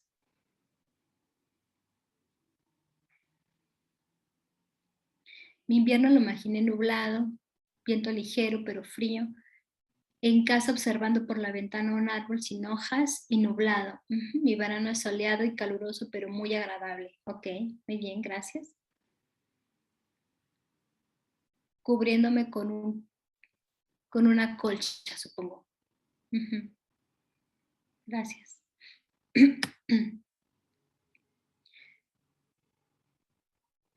¿Alguien más que quiera comentar? Antes de yo poderles decir la explicación de por qué en adolescentes o preadolescentes y qué es lo que vamos a obtener de esta estrategia lúdica. Tomándome un chocolate caliente, qué rico. Invierno con mi familia, en cena de fin de año, verano jugando fútbol. Ah, súper bien. Invierno con nieve, abrigada, el verano ligera, flores, transición rápida. Ok, ok, muy bien. ¿Alguien de ustedes puede imaginarse por qué les pedí del invierno a verano? O sea, ¿qué tendrá que ver estas estaciones del año con lo que estamos mencionando? O esta técnica lúdica con la adecuada aplicación de las técnicas lúdicas en la evaluación. Los extremos. Por un lado, sí, imagina el invierno con una chamarra muy gruesa y las luces de Navidad y el verano sin chamarra en el zócalo comiendo un helado. Ah, qué rico. Me encantan los helados. Ramírez, los extremos, sí, es correcto. Pero ¿qué podremos obtener de esta técnica, de la adecuada implementación? Invierno con frío, abrigada en casa con la familia, platicando y jugando, tomando el té, ¿ok? Mi invierno en mi cuarto con el aire prendido, viendo una película. Sandra, para poder identificar emociones, sí. En invierno son los momentos más difíciles y verano al contrario, momentos de bienestar. Sí, es correcto. Conocer la resiliencia de los adolescentes, es correcto. ¿No? Y cómo lo manejamos, así es. La instrucción que yo les di es que ustedes hicieran su transición de invierno a verano. Es importante conocer cómo hay adolescentes, esta técnica lúdica sobre todo es con adolescentes, porque si bien es cierto, no les pedí una familia, no les pedí una familia en movimiento, no les pedí imaginar familia con animales, no, les pedí algo en donde tiene que ver con vestimenta, tiene que ver con época, tiene que ver con lugar, tiene que ver, y a los adolescentes les encanta, ¿no? Como esta parte de proyectarse de qué pasaría si yo estuviera en tal país y mi ropa, o sea, todo lo que tiene que ver con esta parte adolescente corporal, la identificación con quién, cómo y demás. Si bien es cierto, el invierno representa justamente estos momentos de tristeza, no por nada el invierno es catalogado como uno de los ciclos en donde hay mayores depresiones y mayor suicidios, ¿no? Y que por eso en los países más nórdicos es de lo que más padecen, de estas depresiones y demás. Justamente la parte invernal lo que produce es este ir hacia adentro, ¿no? Este ir de hacerlo afectivo, de buscar la compañía, no por nada en temporadas decembrinas tenemos las fiestas, las cenas, los convivios, los regalos, ¿no? Es como tratar de contrarrestar a este frío que se viene invernal de la tierra, cómo el ser humano lo va a poder contrarrestar con esto afectivo, con esto caluroso. Y la transición del invierno al verano no es una transición tan rápida, ¿no? Es una transición que va pasando por una primavera, en donde si bien es cierto el invierno coloca al planeta o a nuestra Tierra en una posición en donde prácticamente no hay tanto florido, ¿no? No hay tanta vegetación, hay mucho aire, pero también la Tierra se está preparando y también se retoma y se toma ese tiempo para que en primavera empiece a florecer, ¿no? En la primavera empieza justamente esta carga de la energía, empiezan la cosecha, muchas cosas se van dando dentro de la primavera para cuando llegue a este verano. En este verano en donde no siempre es soleado, sino también hay lluvia porque es necesaria para nutrir a nuestra tierra. Entonces, ¿cómo esta situación, la parte del invierno a verano, cuando conocemos los recursos emocionales de nuestros adolescentes, por un lado, esta transición, qué tan rápido van, ¿no? De lo polar, de lo opuesto, de la tristeza a la alegría, qué tanto realmente sí pasaron por este proceso de transición, de elaboración para poder llegar aquí, o qué tanto fue esta situación maníaca de poder decir, estoy triste, triste, pero me hundo, y al otro día, a las 2, 3 semanas, estoy súper feliz. Pero no lo resolví, solamente pasé de uno a otro, sin poder pasar esta transición. Entonces, lo interesante de esta estrategia lúdica es poder ver los recursos emocionales, la capacidad resiliente del adolescente y a partir de ahí, dónde y cómo se está viendo reflejado, ¿no? ¿Cuáles son los recursos defensivos que tiene para hacer frente y cuáles no? ¿Cómo es que llegó la etapa de verano? ¿Realmente en la etapa de verano se siente bien? ¿Cómo está? ¿Qué diferencia? Y lo más importante es que en la Tierra los ciclos se repiten, ¿no? ¿Qué quiere decir? Que vamos a volver a llegar a este invierno y que vamos a volver a llegar a este verano, pero no es que lleguemos al mismo invierno, sino que podamos llegar a un invierno totalmente diferente y con más recursos que lo que estábamos en el invierno del 2020 o en el 2019 y hacia atrás. Esto de manera simbólica es decirles que si bien es cierto, van a haber eventos que nos colocan en esos inviernos crudos, porque hay adolescentes que reflejan inviernos muy fríos y muy crudos, y hay otros que reflejan inviernos que sí están fríos, pero no tanto, ¿no? Y que hasta pueden llegar a disfrutar. Entonces es importante decirle, bueno, lo importante no es que llegues a ese invierno, sino cómo vas a llegar. Porque hoy es esto, pero pasado mañana puede llegar a ser otra situación diferente. Y es ahí donde podemos llegar a checar, una vez ya con pruebas psicométricas y demás, situaciones de depresión, situaciones de ideas suicidas, todo esto que nos va a dar color, ¿no? En donde si nosotros hacemos una adecuada interpretación, que es el momento del hilaje, ¿no? Del hilar adecuadamente todo lo que tenemos, vamos a poder tener más recursos para poder describir lo que está pasando este adolescente, cómo lo está viviendo, cómo lo está acomodando y hacia dónde va y este pronóstico, ya sea para una situación forense o para una situación clínica meramente, ¿no? Entonces, esta situación es muy elaborada, es una técnica que realmente lleva por lo menos una hora, ahorita lo hice muy rápido, porque es de mostrarle el invierno, de irle diciendo, de hacer esta. Recordemos que los adolescentes cuando llegan también a ser evaluados, no siempre llegan tan dispuestos, ¿no? Pueden llegar retraídos, pueden llegar enojados, pueden llegar hartos, ¿no? Pueden llegar depresivos, difícilmente se llegan a mover, estos adolescentes que llegan y, ¿no? Es como, y además me quiero sentar, ¿no? Es como, no me pidas que dibuje, qué horror, no sé, no puedo. Entonces hay que invitarlos a mover y decirles, pues sí, vamos a estar en una evaluación, pero la evaluación no tiene por qué ser sosa, ¿no? No tiene que ser, digo, tampoco es que se la voy a hacer divertida y lo voy a chantajear para que venga, no, pero sí es mostrarme empática, mostrarme sensible al dolor ajeno. Que si bien es cierto, yo no sé lo que experimentó, porque para eso estoy aquí, para evaluar, para hacer una adecuada entrevista, para ir al tiempo, ¿no? De esta persona, de estos niños, niñas y adolescentes. Entonces, es muy importante conocer hasta dónde voy a tener este adolescente abierto para poder hacer una adecuada aplicación de pruebas y decirle lo importante que es que él me dé de nuevo su relato, porque si llegan en esta fase adolescente, ¿qué tal que ya pasaron por 2 periciales? O es la primera, ¿no? Y si es una primera pericial, pues tenemos que hacer un esfuerzo, ¿no? Para que entonces podamos obtener esta información, la podemos bajar a un informe y que este informe sea, pues, descriptivo que pueda ayudar, que pueda auxiliar a las autoridades, pero por sobre todas las cosas, yo sé que al momento de hacer evaluación es muy difícil revictimizar, ¿no? Pero que este proceso sea lo menos revictimizante para este adolescente que seguramente va a empezar un proceso que no va a tardar 6 meses, sino que puede llegar a tardar más tiempo y que qué mejor que se encuentre con personas que sean afables, que brinden esta seguridad, que brinden esta confianza para que los chicos puedan abrirse y entender que pues lo van a tener que relatar y que esto es parte de, ¿no? Pero que este invierno que están pasando no siempre va a estar ahí, sino también viene un verano y que van a llegar ahí, ¿no? ¿Cómo? De una manera diferente. Me gustaría como checar si hay algunas preguntas aquí, si me pudieran ayudar, ya que creo que ya se vinieron más chats y ya no perdí la noción de preguntas. Si es que hay una pregunta en particular para tener estos minutitos para poder poderlas despejar y poderles decir que en la siguiente sesión vamos a estar viendo específicamente juego y trauma, ¿no?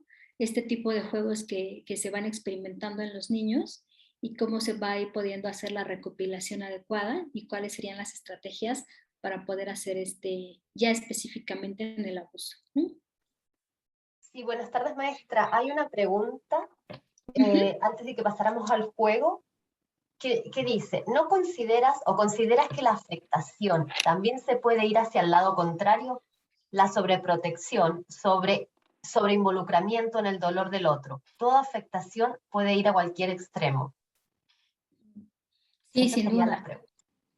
Sin duda, algo que he visto, sobre todo en el abuso sexual infantil, es que hay un primer momento, como todo. El primer momento viene esta parte de la sobreprotección, en donde pareciera que el niño es lo más importante, o la niña es lo más importante de proteger, de salvaguardar, de que solo haga una declaración, de que sea una adecuada evaluación psicológica. Hay abogados que se pueden llegar a asesorar y generar estrategias jurídicas hermosas, de verdad, en donde dicen, sí voy a pasar por una pericial oficial, pero quiero que tengan en cuenta el perito oficial, tales y tales protocolos, que se haga una videograbación, que se hagan este tipo de pruebas psicológicas de acuerdo al niño, ¿no? O sea, hacen toda una estrategia hermosa, ¿para qué? Para proteger, para que el niño no pueda llegar a ser victimizado más de una o dos o las veces que sean necesarias, y la madre también empieza, o el contexto familiar empieza a sobreproteger.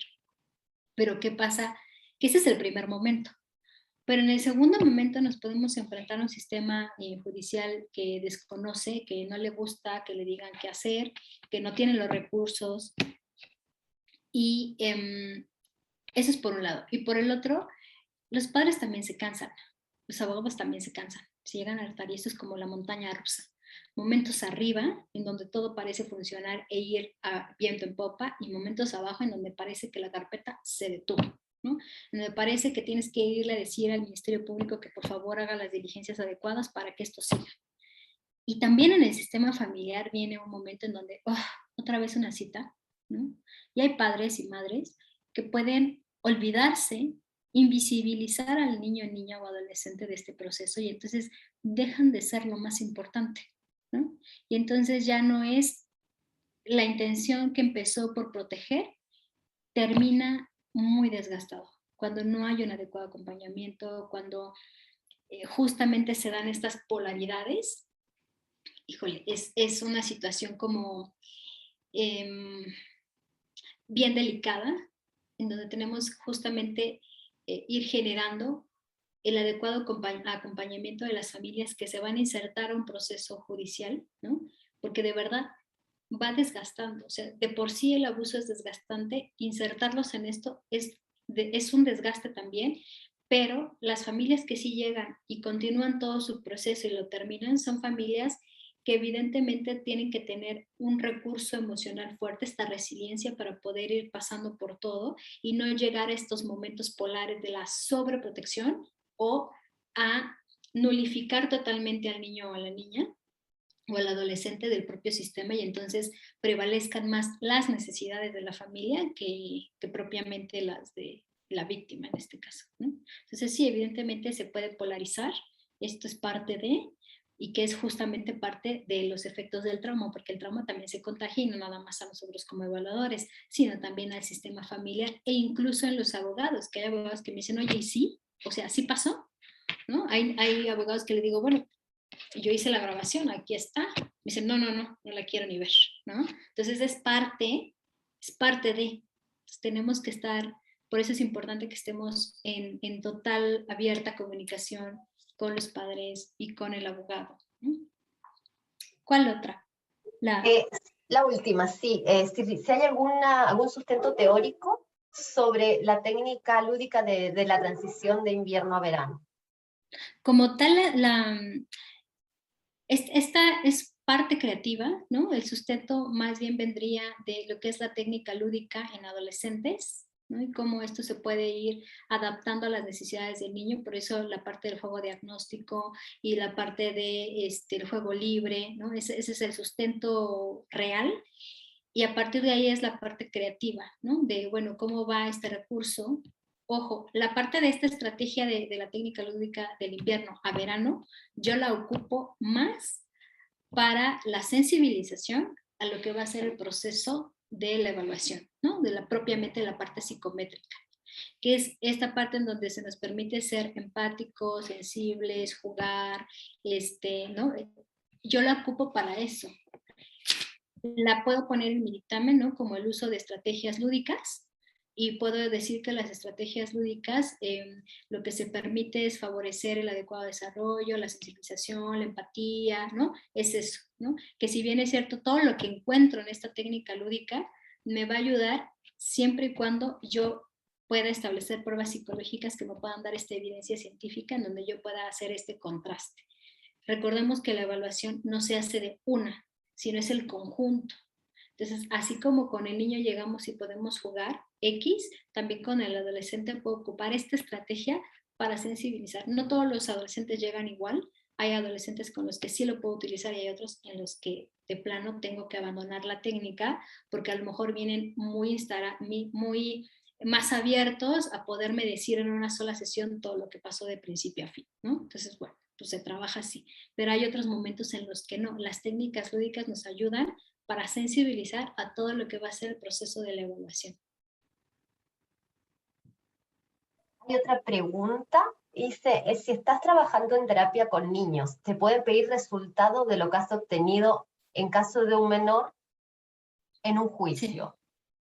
Sí, claro, piden los reportes de psicoterapia, ¿no? Por eso es muy importante que si estás en contextos clínicos y vas a dar este acompañamiento terapéutico a este tipo de víctimas, tienes que estar consciente de que en cualquier momento te puedan llegar a solicitar un reporte de psicoterapia para saber lo que estás trabajando y cómo lo has trabajado. Eso no incluye que como psicoterapeuta incluyes muchos tecnicismos o hagas un reporte similar a una pericial. Por eso vienen esos candados cuando hacemos los reportes de psicoterapia, en donde mencionamos que es un reporte de psicoterapia, que nosotros no aplicamos pruebas psicológicas de tipo psicométrico, que no elaboramos un dictamen, que el presente reporte no equipara a ningún tipo de informe pericial y que solamente meramente es un reporte de cómo ha venido el proceso, es decir, cada cuando lo toma, cómo inició y cómo va terminando, y que los recursos o las herramientas que estás utilizando es de acuerdo a la psicoterapia infantil, a la gestal, a la corriente que tú quieras, pero es un informe que para nada tiene que ver con los reportes periciales. Pero claro, sí te los pueden pedir. Para justamente hay papás o estrategias jurídicas que hacen este tipo de reporte para decir que el niño ha estado en un proceso de psicoterapia desde N cantidad de tiempo y que ha venido costando esto y que de acuerdo a esta última evaluación para la reparación del daño integral le faltaría al niño tanto tiempo y por lo tanto la cantidad es de esta. Entonces, evidentemente, pues, obedece a las estrategias jurídicas de cada abogado, ¿no? Entonces sí te lo pueden pedir y es importante tener estos candados y tener noción de que te lo pueden pedir el papá para el juicio o bien para una situación por cambio de terapeuta, porque ya van a iniciar un proceso, lo que fuera. Ok, muchas gracias. Maestra, no hay más preguntas hasta ahora. Pues entonces de mi parte sería todo. En la siguiente sesión vamos a entrar entonces a lo que es el juego en el abuso sexual infantil y en el trauma, específicamente las fases, y nos vemos el próximo sábado igual a las 10 de la mañana. Ok, Muchas entonces gracias. le paso a Kevin, le doy la palabra a Kevin. Muchas gracias, Gaby.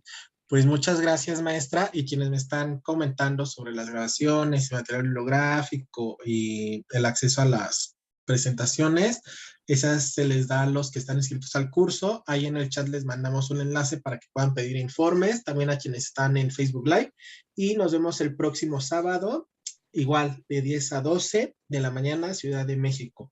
Muchas gracias, maestra.